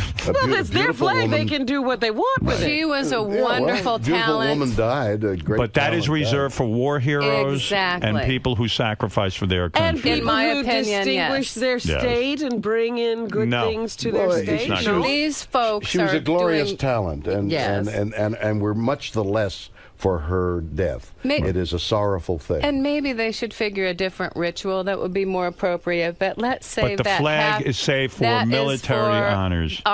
the guys and gals that have our backs. I'm with you. Thank you. Well, I think All there Glory should Project. be a little bit Robin of is- latitude Robin in is a there. traitor. All Glory Listen to Project. the All All Glory Project. Project is a project for veterans. Shouldn't the flag be, if God forbid one Did day you hear what I comes, said? listen to me. Just say All Glory Project. The It's a allgloryproject.com, and we're going to have an area for you to be able to get on and say thank you to our veterans and their families. By the a way, resource page. Bill is a veteran. He was a Star Trek captain. And a Yes. captain That's will... right. He was And in Alexander, Starfleet. don't forget. And he I'm rode dead. That's right. He's half He dead. rode Bucephalus, the horse. That's right. And Alexander. I see the time is up, but let me ask one last question because I'll plug that play. But were you involved in a feud with Carrie Fisher over which was better, Star Wars or Absolutely. Star Trek? Which is The better? woman happened to think that Star Wars was better than Star Trek. I mean, I'm with you. She's lost her mind. Can I be serious for a Why minute? do you say that it's better? Go ahead. I'll tell you why. Start with a story. I mean, right. Come see the show, shatnersworld.com. You can get tickets there, and then they speak about that a little bit. You do too. address that. Yeah. Star Trek was better. It was sort of more satisfying. It was longer Had a lasting. philosophy. But if you come and see the show, you'll understand. All right, You'll hear you. laugh. Let me at give You you know, the the plug. show is philosophical as well. See It's- William Shatner in Shatner's World. Do you go to the play every night? I've She's not there. missed one. Really? Wow, you New are some Zealand, wife. Australia, Canada. How long is it running? It's running another to the March 4th. And then a 15-city tour after that. 15-city tour. See William Shatner in Shatner's World. We just live in it. It's Shatner's World. We just live in it. Shatner's World. We just live in it. He has difficulty reading. I do. Sabotage. Now on Broadway at the Music Box Theater in Manhattan. Yeah. For tickets, go to shatnersworld.com.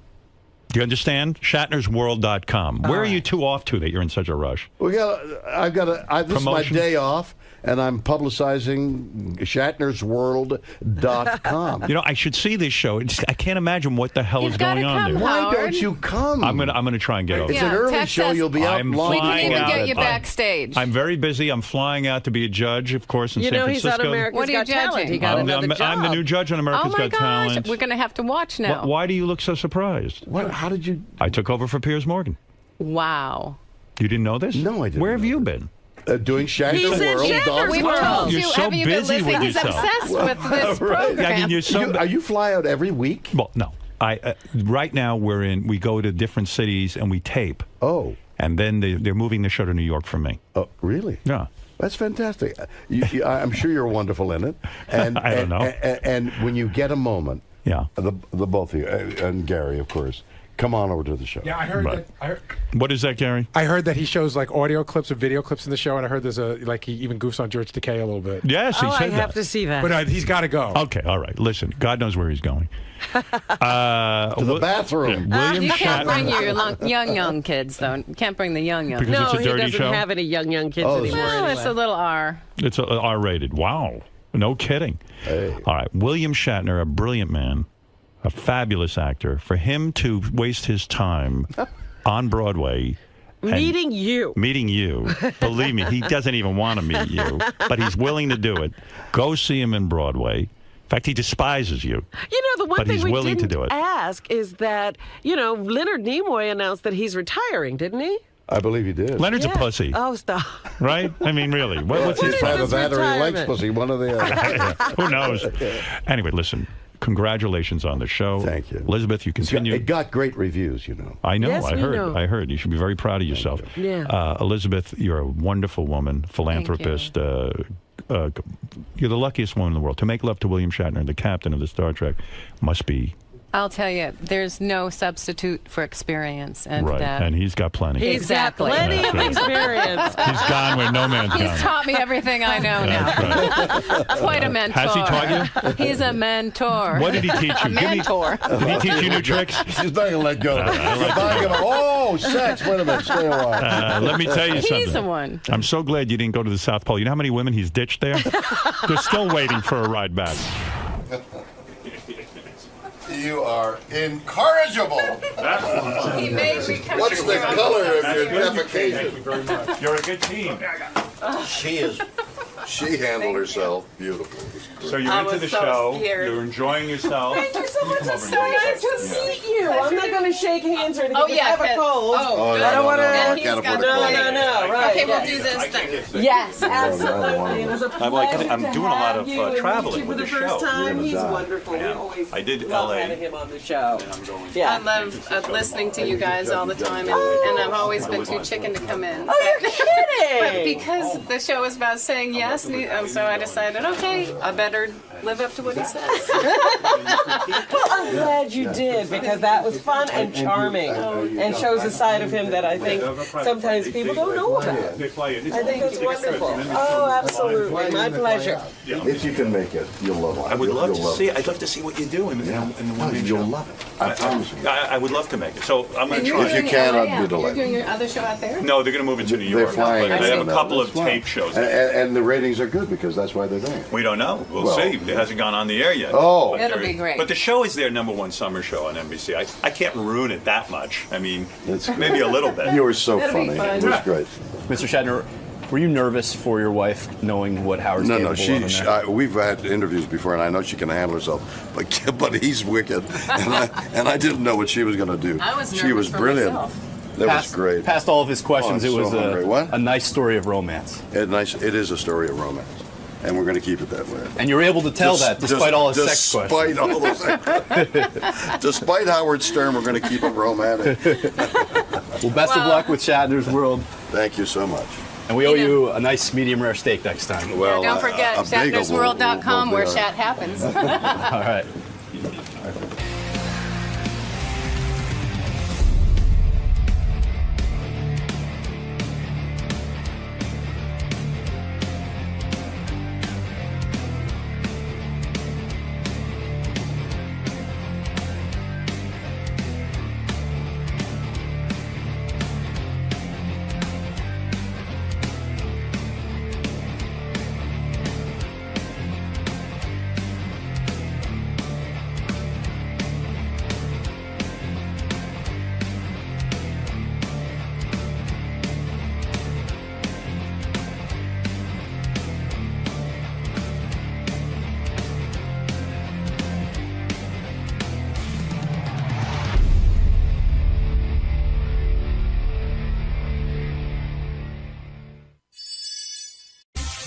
This is the best of the wrap-up show. A recap and behind-the-scenes look with John High and Gary Dell'Abate.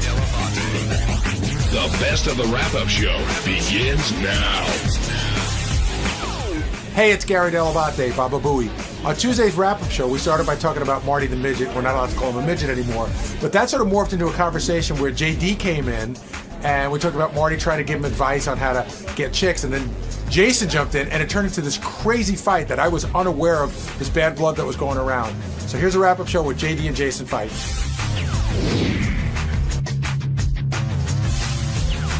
Let's get back to Marty.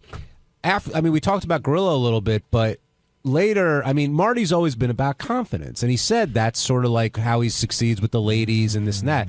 And then I don't know where it came from. Maybe Howard said it that, he can give JD some advice. And JD seemed very upset at getting any advice from Marty. Why do you think that is, Gary? And then we'll have JD weigh in on that. Well, I'd like to. Why, JD? I have no idea. Like, why wouldn't you take advice from a guy who's had success? No, hold on. It was. I can't hear anything. I sound phone saying. I don't care. Well, turn up the headphone volume. Hold on. No, it wasn't about getting advice. It was just like, where did this come from all of a sudden? It was like, I got it. I can tell you where it came from. Go ahead. Marty is a guy who's had to overcome something. Yes, in his case, it's his height. In your case, it's your shyness. Yeah. So he's saying, like, here's a guy who's had to overcome something. This is how he exudes confidence. Okay. Listen, I've been around little people. Me and Teddy hung around this little guy. Some of my best friends. The guys from Beacher's Man. Beacher's, and he was he banged a girl right in the middle of a dance floor. So I know that some girls, they. Oh, sorry, Ted. They I don't know. They go for it. I don't know. But it wasn't about getting advice from him until he started making fun of how I look and telling me to shave and fucking do this and that. That was excellent advice. I don't give a shit what you think, Jason. Oh, okay. So yeah, that was basically it. Do you think? But were you like, who the fuck is Marty to give me advice? No, it was more like that wasn't that at all. It was when when I just walk in within 2 seconds and he tells me shave my 70s beard and whatever. But that's advice. But Garrett, no, it's making fun of how I look. He's not blind. What were you going to say, Ben? Well, JD's not looking for it. It's Howard saying, hey, let me bring in a loser, and you can tell him, how to be a better person. And JD's not like, I don't think JD jokes around, but is JD a loser, or does he have trouble getting laid? I disagree with you. We had a guy on the air that said, hey, I get laid on a regular basis. And to add to that, he gets laid on a regular basis, and he has a major handicap, if you will, to overcome. He wasn't saying that JD was a loser. He was saying that JD It was doesn't very hook up with condescending. chicks. It was assuming that Well, JD's definitely horrible with chicks, and condescending. JD's not horrible with chicks. Well, Really? JD says he doesn't get as many chicks as he'd like to get, and here's a guy that seems to get as many as he wants. Right. That's what I got. I don't know. It's always annoying when you're not looking for advice, I think, and someone gives you advice. Well, that's because we give you a lot of advice. But JD, that we think you need. Do you think you lack confidence when it comes to this kind of stuff? I know you're different online than in person. Of course, but yeah. Do you think you need to wash your hair, or I wash my hair, fuckhead. Oh, hey, don't. Marty's the one that pointed it out. Yeah, I know exactly what you were doing. Gary, JD wants to punch Jason right now. I don't know if you can tell. Is there more hostility than today that I mean, don't know about? It's always like this. It's always like this with him. But it's always like this with Will. You don't want to punch Will. No, listen. Okay. Will does not miss a moment to make a fat joke, I know. whether we're All right, on the air, in the okay. hallway, or near the bathroom. JD doesn't like me. Yeah, I don't like someone seeking attention and making fun of me by getting his attention. But that's what Will does. No, all he day doesn't. long. No, he doesn't. He does. It's more behind the scenes. Dude, they made a whole Howard TV show about Will fucking around with you.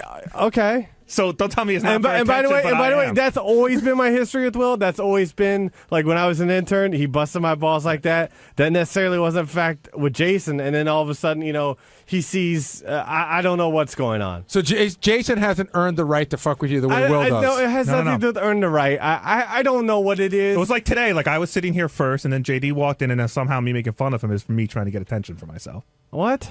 I mean, I don't know. No, I don't know what you're fucking trying to say. Go ahead. That What? beard is hiding all your chin, so maybe you shouldn't shave it. Hey, go fuck yourself. See, the other... Wait, JD, don't leave. JD, don't leave. JD, don't leave. I want to explain something. The other thing, Gary... I'm not fighting. All right, I don't want to hear this. Well, I don't want to hear this. You realize he did... I want to go fucking... I'd rather talk to the pace. Hold on. Let me make an analogy here. Earlier in the show, we were talking about how Eric the Midget gets under... Eric the actor gets under Gary's skin no matter what he does because he sort of enjoys upsetting Gary, and Gary plays right into it. With this, I think it's very similar. Jason knows exactly what he's doing when he's making these comments. He does it with everyone. He does it with everyone. No, he does. But he does it with everyone. But you're showing. If he sees, but you're showing that it John, bothers you, John, and that's why he keeps doing it. Yeah, I know. By the way, but he does it with everyone. Right. If there's anyone, he does it with. I don't know. And I disagree with what you said. What? Eric doesn't know he's fucking with me to get under my skin. He's just a dick. Whereas Jason knows. And Jason's fucking with him to some degree. Well, he's fucking with him to every degree. Jason's still being a dick, but he's being a fun-loving dick. Listen, people make fat jokes about me all the time here. I don't fucking go storming out of rooms like a baby. Okay, now I'm a fucking baby. See, it's always like this. Yeah, because you're better than me, Jason. I get it. Okay, you think you're better than me. It's okay. No, you think you're better than me. No, I don't. No, I don't. How come I keep losing to Jason and all the F married kills? That's bullshit. Blah blah blah. Yeah, because you think you're better than me. I don't think. Okay, say it. Say it. Come on, I'm uglier than you. I'm fatter than you, and you don't understand why chicks in a make-believe game choose to sleep with me. Well, and not you. there is part of that, and it happened to be every single time, and it was annoying me. Get over it. I'm better than you. You're a bigger douchebag than me, I'll tell you that. Well, according to you. Can you give an objective? No, according to fucking everyone. Oh. Can you give an objective view here as to what's going on between these two? I mean, you and I have noticed this thing bubbling for months. Yeah, no, they don't like each other. And it wasn't always that way. I think JD is really irritated by Jason and doesn't really care. No, but I don't like, by the way, that Jason, the relationship that JD and I have No, I is didn't the say exact same as Jason. I didn't say the relationship. It's not. That's what I'm trying to get to. I didn't say the relationship was the same. I'm saying you poke fun at JD a lot, and At times, and he yeah. doesn't seem to mind. Well, yeah, because I do mind. He does mind sometimes, and I've stopped a lot of what I was But doing you, I mean, on you a make daily basis. you make fat jokes about him all the time. You make fat jokes about him. But if Jason were to make a fat joke, that would piss him off. And he stormed out of the room. Well, Listen, you know what? I think- Also, a lot of it is Will make the joke, and then Jason makes the joke like right after it. Well, what about it's right like, now? Hold on, exactly. It's like when Howard says something, and then Robin is like, the side, the whatever she is. I don't know what. Like the friend that the. If I bet Jason, the Pace can't wait for this talk if Jason fed Will the fat joke and Will delivered it, would it be cool? I don't know. But people can get away with different things with different That's people. right. I get it. JD and I have a pretty good friendship. Will, I get it. I just wanted him to say that. Oh, all right. I was waiting for JD to say because I like Will and I don't like Jason. See, the other thing that's playing that's That's coming. the answer. He's just not being honest. The other thing that's coming into play No, here. I'm not honest. I'm a baby, and I'm not honest. Go ahead. But would that be Go fair? with the names, Jason. You see what? You see why Not I don't want honest to deal is a with this? name? But would it be fair to say that you will take See, it? No, hold on. Every time. Every time. And a fucking laugh. Go ahead. The other thing that comes into play here is that. Jason can't wait for these clips to be played. Hold on.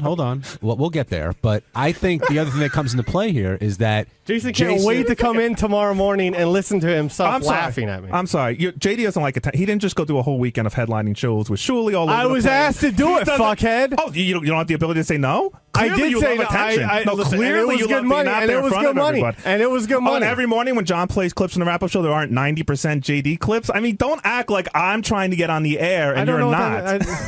Mr. Headliner act. Okay. The other thing that if you saw like the actual show, you saw I was barely even on the stage. But go ahead. Well, you were still the headliner. Sure, that's how Shula's going around. I never promoting call it. myself a headliner. For somebody who doesn't want any attention, I sure, never go call on myself stage. a headliner. Okay. Hey, keep going on stage. All right. You don't want any attention. Now I'm a double. Now I'm a No, go hang out with Ryan Felipe and then come back and tell us about it and exploit your on-air sex stories and anything you do. Yeah, you're the one that keeps putting up fucking notes about me. Well, so does everybody, and you put up notes about exactly me. everyone but you. Go ahead. Everyone but me. Oh no, what? you do put up notes about yourself. You do go to the news story and talk about how you jerk off and fucking shower. That's not attention. Gary turned me in on that story. Oh, okay. What is your problem? You. I know. I had no idea. I got to tell you, I had no idea. I don't know where the fuck I've been because clearly everyone in this room knew this was brewing. Oh yeah, it's been going on for a while. Off in the shower? The other thing, which I've been trying to say that comes into play here, Gary, is I think deep down, Jason is very hurt by this. I think he feels, he I would knows. never say anything like that. Well, but hurt in what respect? I think he's hurt that JD is so pissed at him and doesn't like him. And I think that this is the way Jason sort of gets that out. I know Jason is ball busting. He enjoys that more than anything. But deep down, Jason, correct me if I'm wrong, JD was a very close friend to him. And now it's the reverse. This has been going on for years. And I told JD this. I said, it's my fault. I had a friendship in my head that didn't exist in real life. I felt that I liked him more than he liked me, I guess. I don't know. And I would get frustrated by the fact that I couldn't joke around with him like I could joke around with other people. And then it just hit me. It's my problem. It's not his. We're not as friends. I mean, that's just not good friends anyway.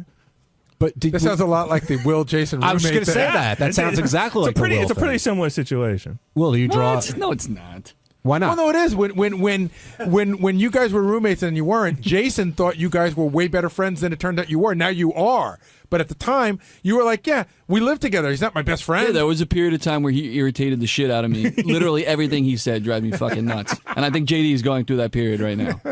I could see JD's just stewing and I don't like I don't know. I just don't know. I do not like confrontation and arguing and whatever. But you have but you do have an opinion and you are upset, so you should be allowed to express it. Whatever. I mean, listen. I don't like to rock the boat around here. I don't like to cause problems or whatever.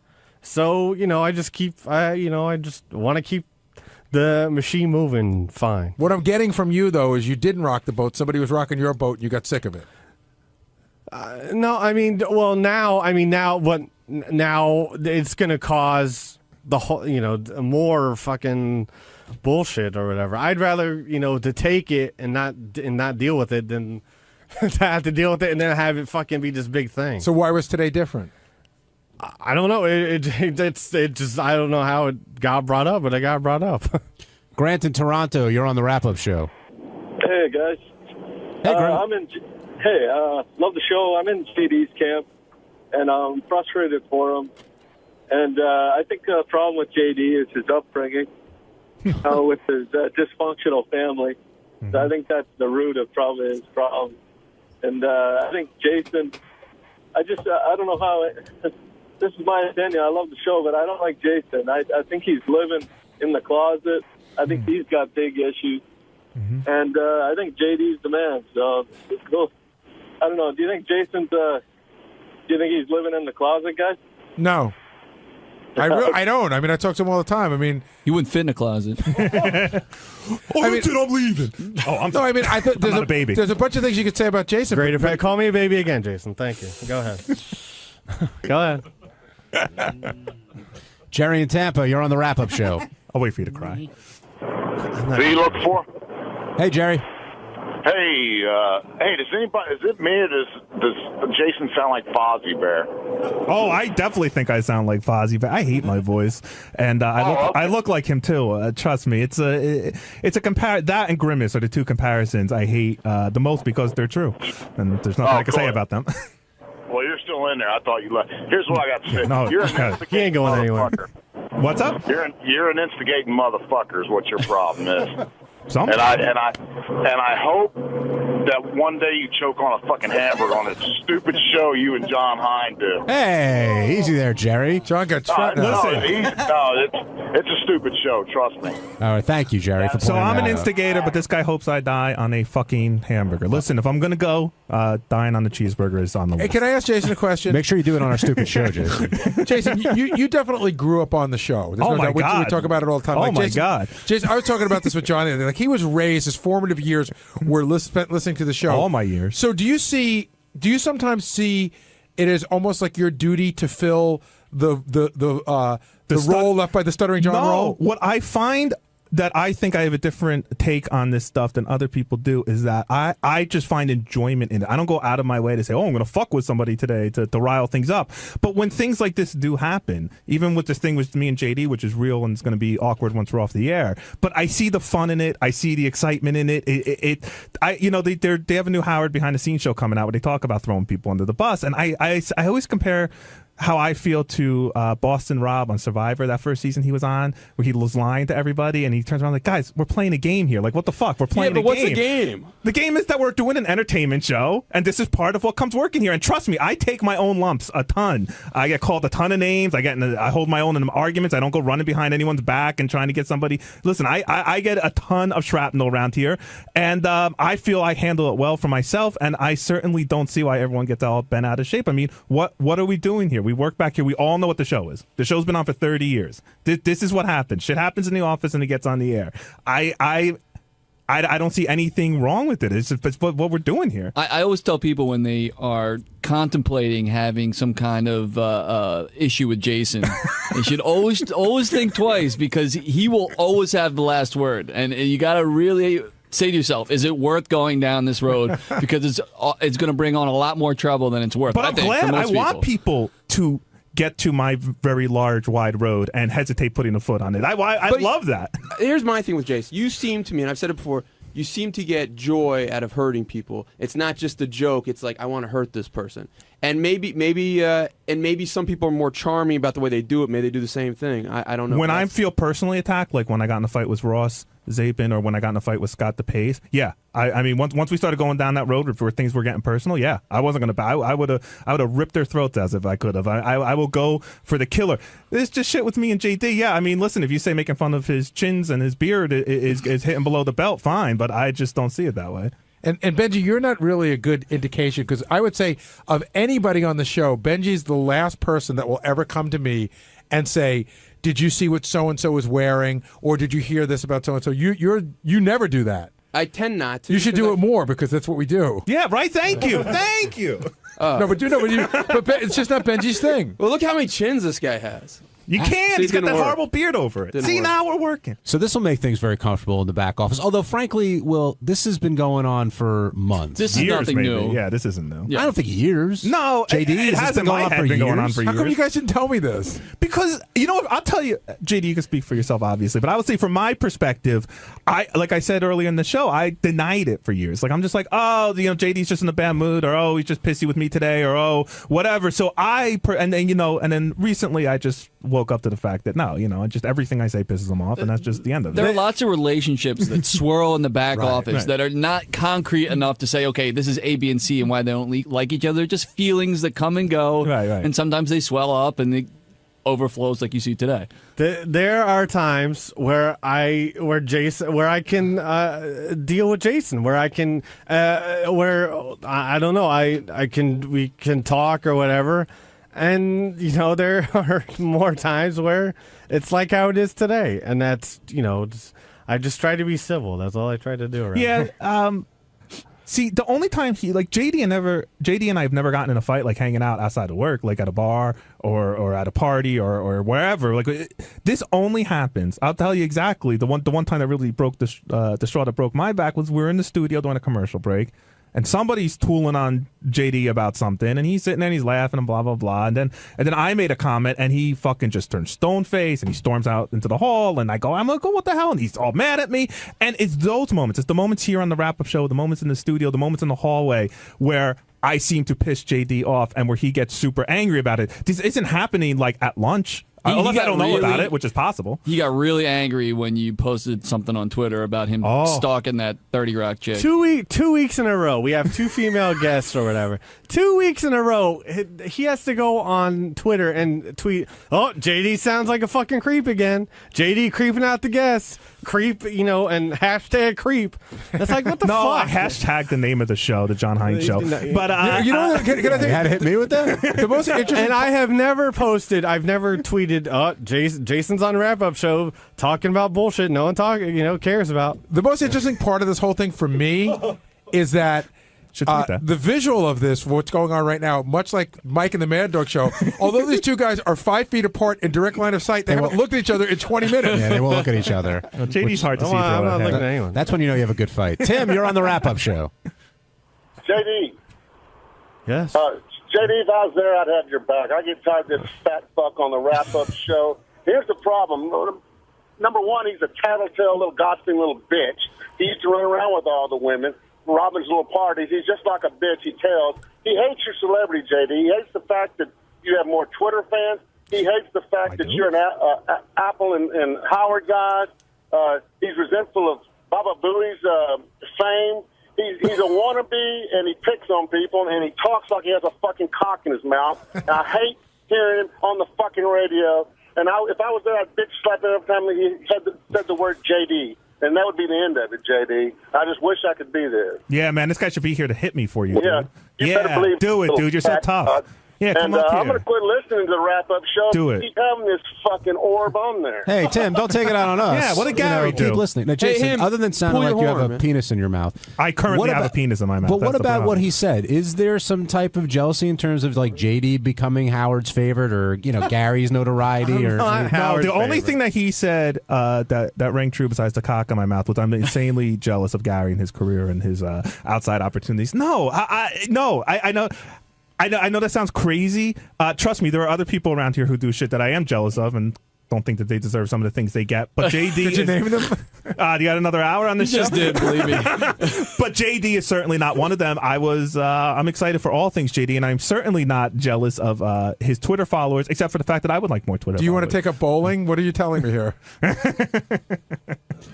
Yeah, well. After they decided not to play beer pong together, did you guys talk that day after that tournament? And have you not talked? after, well, have after you the talked tournament, I was since? bombed. Yeah, no, we've talked since. Well, the what tournament. happened? I don't know about this. So we always throw these beer pong tournaments. It's like an annual event, right? And they've been partners for what 5-6 years probably. Every since year we've done done it. Yeah. And this year they had a conversation where they said we are no longer going to be partners. Well, who and that was did- a pretty big step. So who decided that they didn't want to be the other's partner? Well, it probably started with me, I guess. First of all, we've sucked in all the tournaments anyway. But We did win one. We did win one. We won one. But that's he started calling me a creep on Twitter or whatever, and I was just like, do I really want to play beer pong with someone that's gonna fucking go on Twitter and call me creep and By the shit way, like can that? we go get this stupid Twitter? I didn't call JD a Hold on, creep. yes you did. Second, after we broke up, I didn't say anything to anyone. He's the one going to meetings announcing, just hold on everyone, let me make an announcement.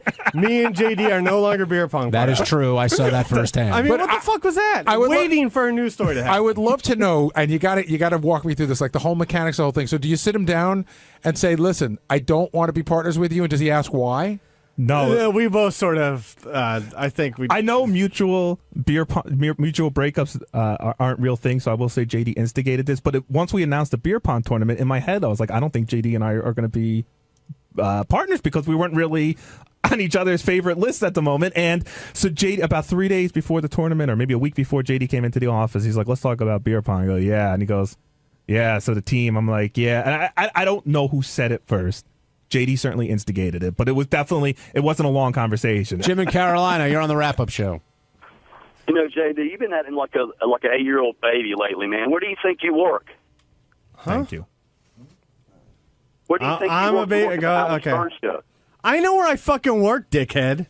Well, let me ask everybody else a question. Do you think there's a possibility that JD, if the show ends in a few years, will turn out to be a bigger loser than like Grillo? No, I think that JD has a career ahead of him. Again, I always say JD, his biggest issue is selling himself, but JD has a very specific talent that I think he's very good at, and I think that he can utilize that somewhere else. JD's got like 12 movies written in his head right now. He'll be fine. Grillo's got a wife and stuff, though. JD's not going one solid relationship with a woman. He's 30 years old. JD, you want to answer that? What did he say? He said you haven't had a solid relationship in 30 years. 'Cause I'm a fucking loser. Leave me alone, Dick. What do you want? I mean, you're on the Howard Stern show, man. You should be getting laid every I know. weekend. I know. Okay, you come be me. You see how it is. JD, I asked Gary this question before about Eric. I'll ask you the same thing. What, you know Jason, you know his MO. Why do you let him get under your skin? I don't know. I tried to leave and then I get called a baby. So I try not to engage in this, play the game.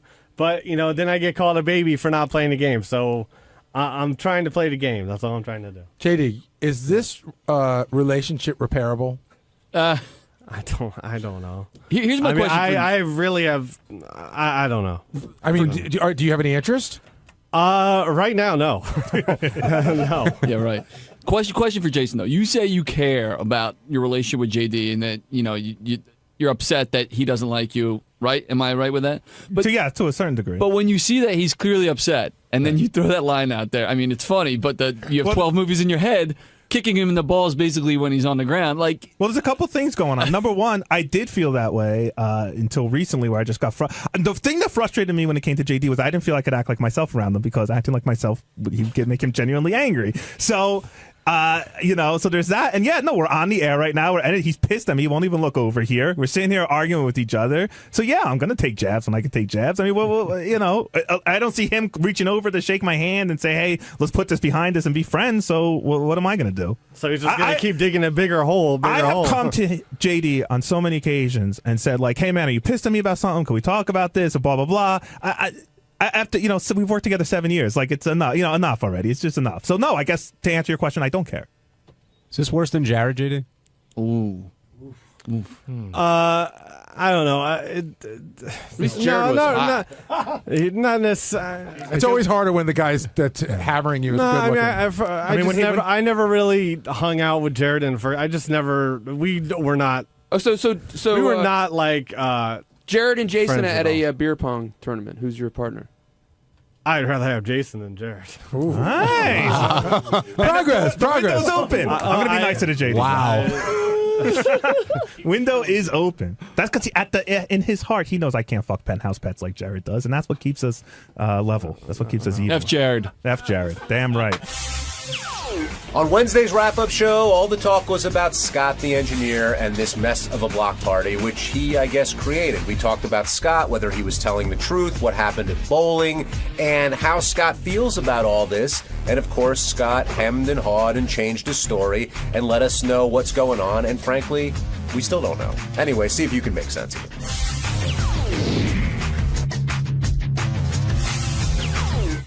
I've heard a lot of rumblings, Gary, in the back, that Scott the engineer is not being truthful when it comes to some of these topics surrounding the block party, ranging from his reasons why he's not doing it to the thing with the hamburger guy to the meet and greet, and it seems like he's being rather evasive.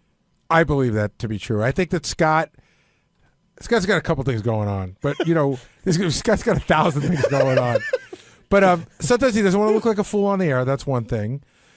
There's, one of the things we need to talk about at some point is Scott isn't just Scott. There's Team Scott. There's a lot of people involved in what goes on in Scott's decision. What does Team Scott consist of? Scott's family. Okay. And so there's that. He's dealing with that. So there's a lot of different things going on. Why are we all laughing? Is he running down the hall? Yes.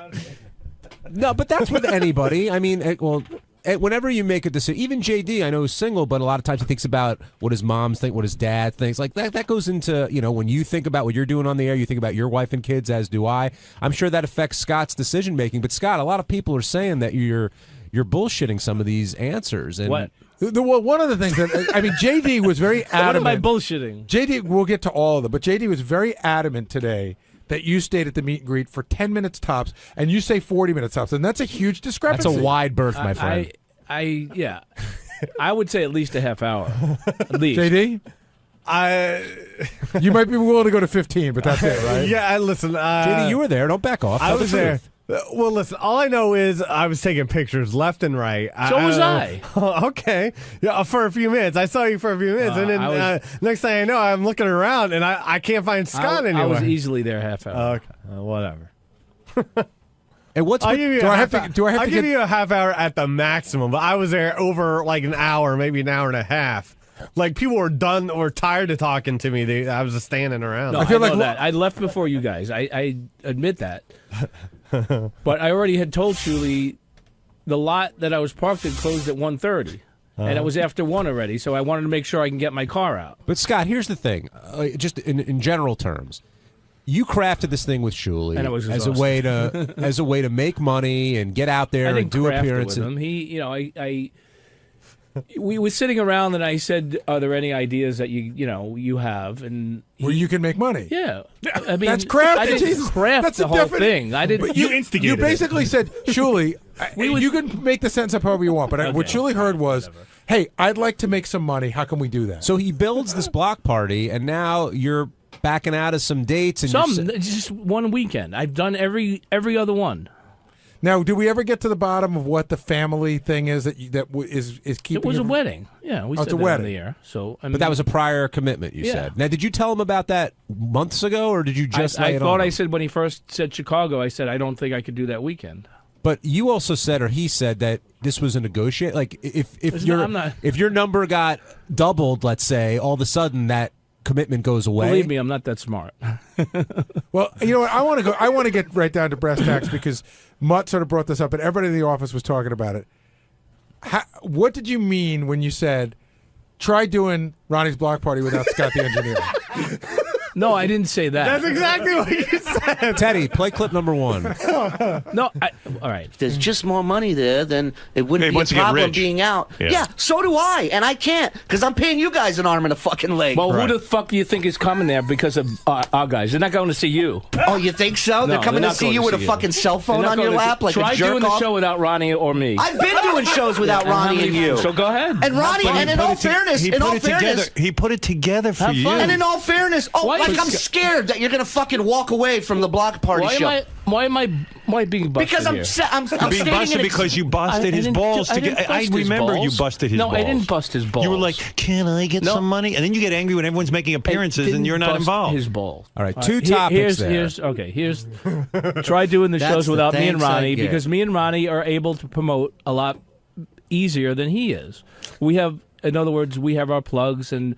People want to see people directly from the show. What I heard that as, Shuli, you're not going to have a show with a big crowd unless Ronnie and I are there. Did you guys hear it? It sounded very threatening. Well, not only that, there was no mention of anything that had to do with plugs in that rant. That's for sure. No, I'm just explaining what I meant by that. It was a great moment in the back office, by the way. We were all listening, and when you said that, everybody just went, "Whoa!" Wait, if you didn't have me and Ronnie, both of us together, I wasn't talking about just me alone or him alone or something.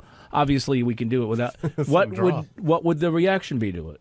Scott, I've been touring long before I set this up with you guys. Yeah, but you're not. Listen, I think this is. I don't know if the word's misnomer or whatever.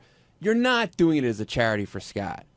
What do you mean I'm not doing it for a charity for Scott? I never said I was. He wanted to make money. I want to make money. Yeah, but you guys are acting like you made this big sacrifice so Scott can get work. It works for both. Everybody's making money. No. I know. Hold on. I get what you're saying because I was going to bring that up. Certainly, Shuli's selling more tickets with those guys. So it's not a big sacrifice. Right, However, Shuli's doing all the work for Scott. And Scott is giving him a hard time about it when Scott was the one who said, "I want to do this." And not only that, Benji, not only that, Scott will be the first to tell you that he doesn't have a ton to do on these shows. Am I right? I'm not saying you do nothing. You're right. I'm just saying, compared to the grand scheme of things, you don't have a lot to do on this show. And what he gets paid for what he does, in my opinion, this is just my opinion, you should be happy with it. You have nothing to bitch about. Isn't that every business negotiation? Like, leave out the fact if they're negotiating the wrong way, but it's every business negotiation is, hey, I would like this much, and you say yes or no. That's fine, and I'm fine with that, Benj, but don't blow smoke up my ass, and don't tell me I can't make this date because of a commitment for something else, and then the next day, I say, are you in or are you out? And he says, well, if there was just more money. Well, sure, that's the question. I mean, speaking of negotiation, Scott's saying he had a prior commitment or whatever. now And when- you're saying that, well, if the money was a little bit more, I don't know if that commitment's going to exist. Is What that happened true? was this show, Hartford and Stamford, Connecticut weekend, was maybe 3 weeks away, a month away, maybe more. Scott came to me and said, I don't think I'll be able to do that weekend. Now, I'd already heard that Ronnie wasn't available for that weekend because he's with Howard. So I said, Scott, I really need to know if you can do this or not because Ronnie's out and I may have to just cancel this show. And he says, okay, I'll let you know tomorrow. Was that a negotiating ploy on your part? No, you know what? It was the possibility of me bowling this last week, and I knew that it was going to be a lot on my schedule, and it was a lot. And quite frankly, I was exhausted this weekend. But I knew that Ronnie. When I found out Ronnie wasn't going, I'm like, all right, I'm in. It wasn't a fact that I was trying to negotiate for more money and threatening him. But you say that, but the very next day, it had nothing to do with a commitment, a family. The what you came to me when I said, Scott, are you in or are you out? You said, if there was just more money. And I turned around and I was pissed. Man. I think what Shirley's saying is, and Benji, to go back to your point, if you complete your dates and you want to renegotiate, that's one thing. Right. But don't renegotiate dates you've already agreed to. I agree with that. I think that'd be a little bitchy or whatever to like when you already have a commitment. But Scott's saying he didn't do that. But that's exactly what Shirley's saying he did do. Let's if there were only more money. I want to ask Scott now. Now, Shirley is saying if I conveyed that to you that it was a threat that I wanted more money, or I wouldn't do the show. It wasn't a threat. I'm not saying you threatened me. I'm just saying you're saying by me, asking for more money, he meant he wanted more money. He told me one thing one day, and it was something completely different the next day. All right, hold on. Before everybody makes maybe up, I conveyed it to you wrong. I didn't want to have it come out that way. let's go to Aaron in Connecticut. Aaron, you're on the wrap-up show. Hey guys, how you doing? Good. How are you? Good. I was at the block party in Hartford. I went to the Late Show, and my friend and I were so pumped to see Scott and to see everybody. And Scott walked out, said nothing, pressed a couple buttons that, made a couple Ronnie sound bites, and got off the stage. So you got the full Scott experience. There you go. Yes, he didn't do anything. I introduced shocked. And JD. we were like, we did. JD, I saw you in the hallway. I introduced myself and my friend Colette to you. You were awesome. Everybody was phenomenal, but Scott did nothing, and we were so bummed. Well, wait a second, Aaron. Did Scott just saying that he introduced JD? Did you see that? Scott went up, and he didn't talk anything. He didn't say anything into the microphone.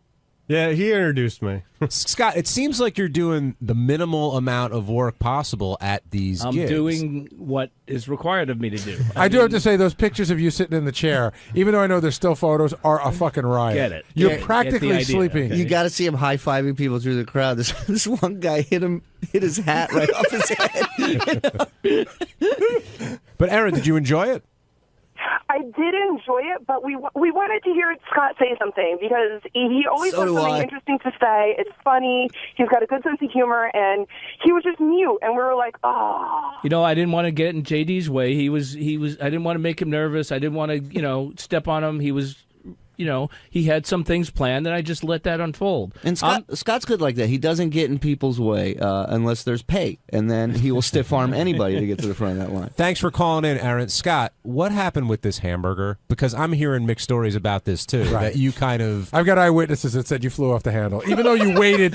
You waited for your hamburger patiently, and they were a little slow. Eyewitness Lee? Lee wasn't there. It doesn't No. matter.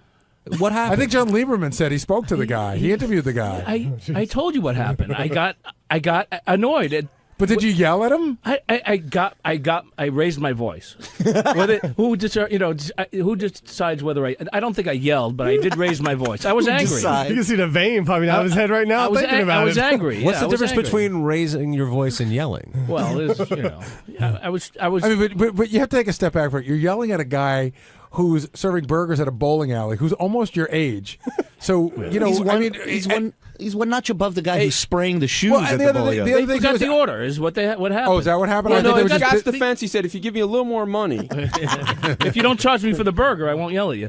No, they forgot the order because when I went up to him the first time after 15 or 20 minutes, he took the slip and went back into the kitchen and came back and said, "Oh, that'll be ready in a few minutes." When people already after me online had gotten their food and eaten and left. So no, I got that, but that's why do you think? But I mean, I don't know how it's going to.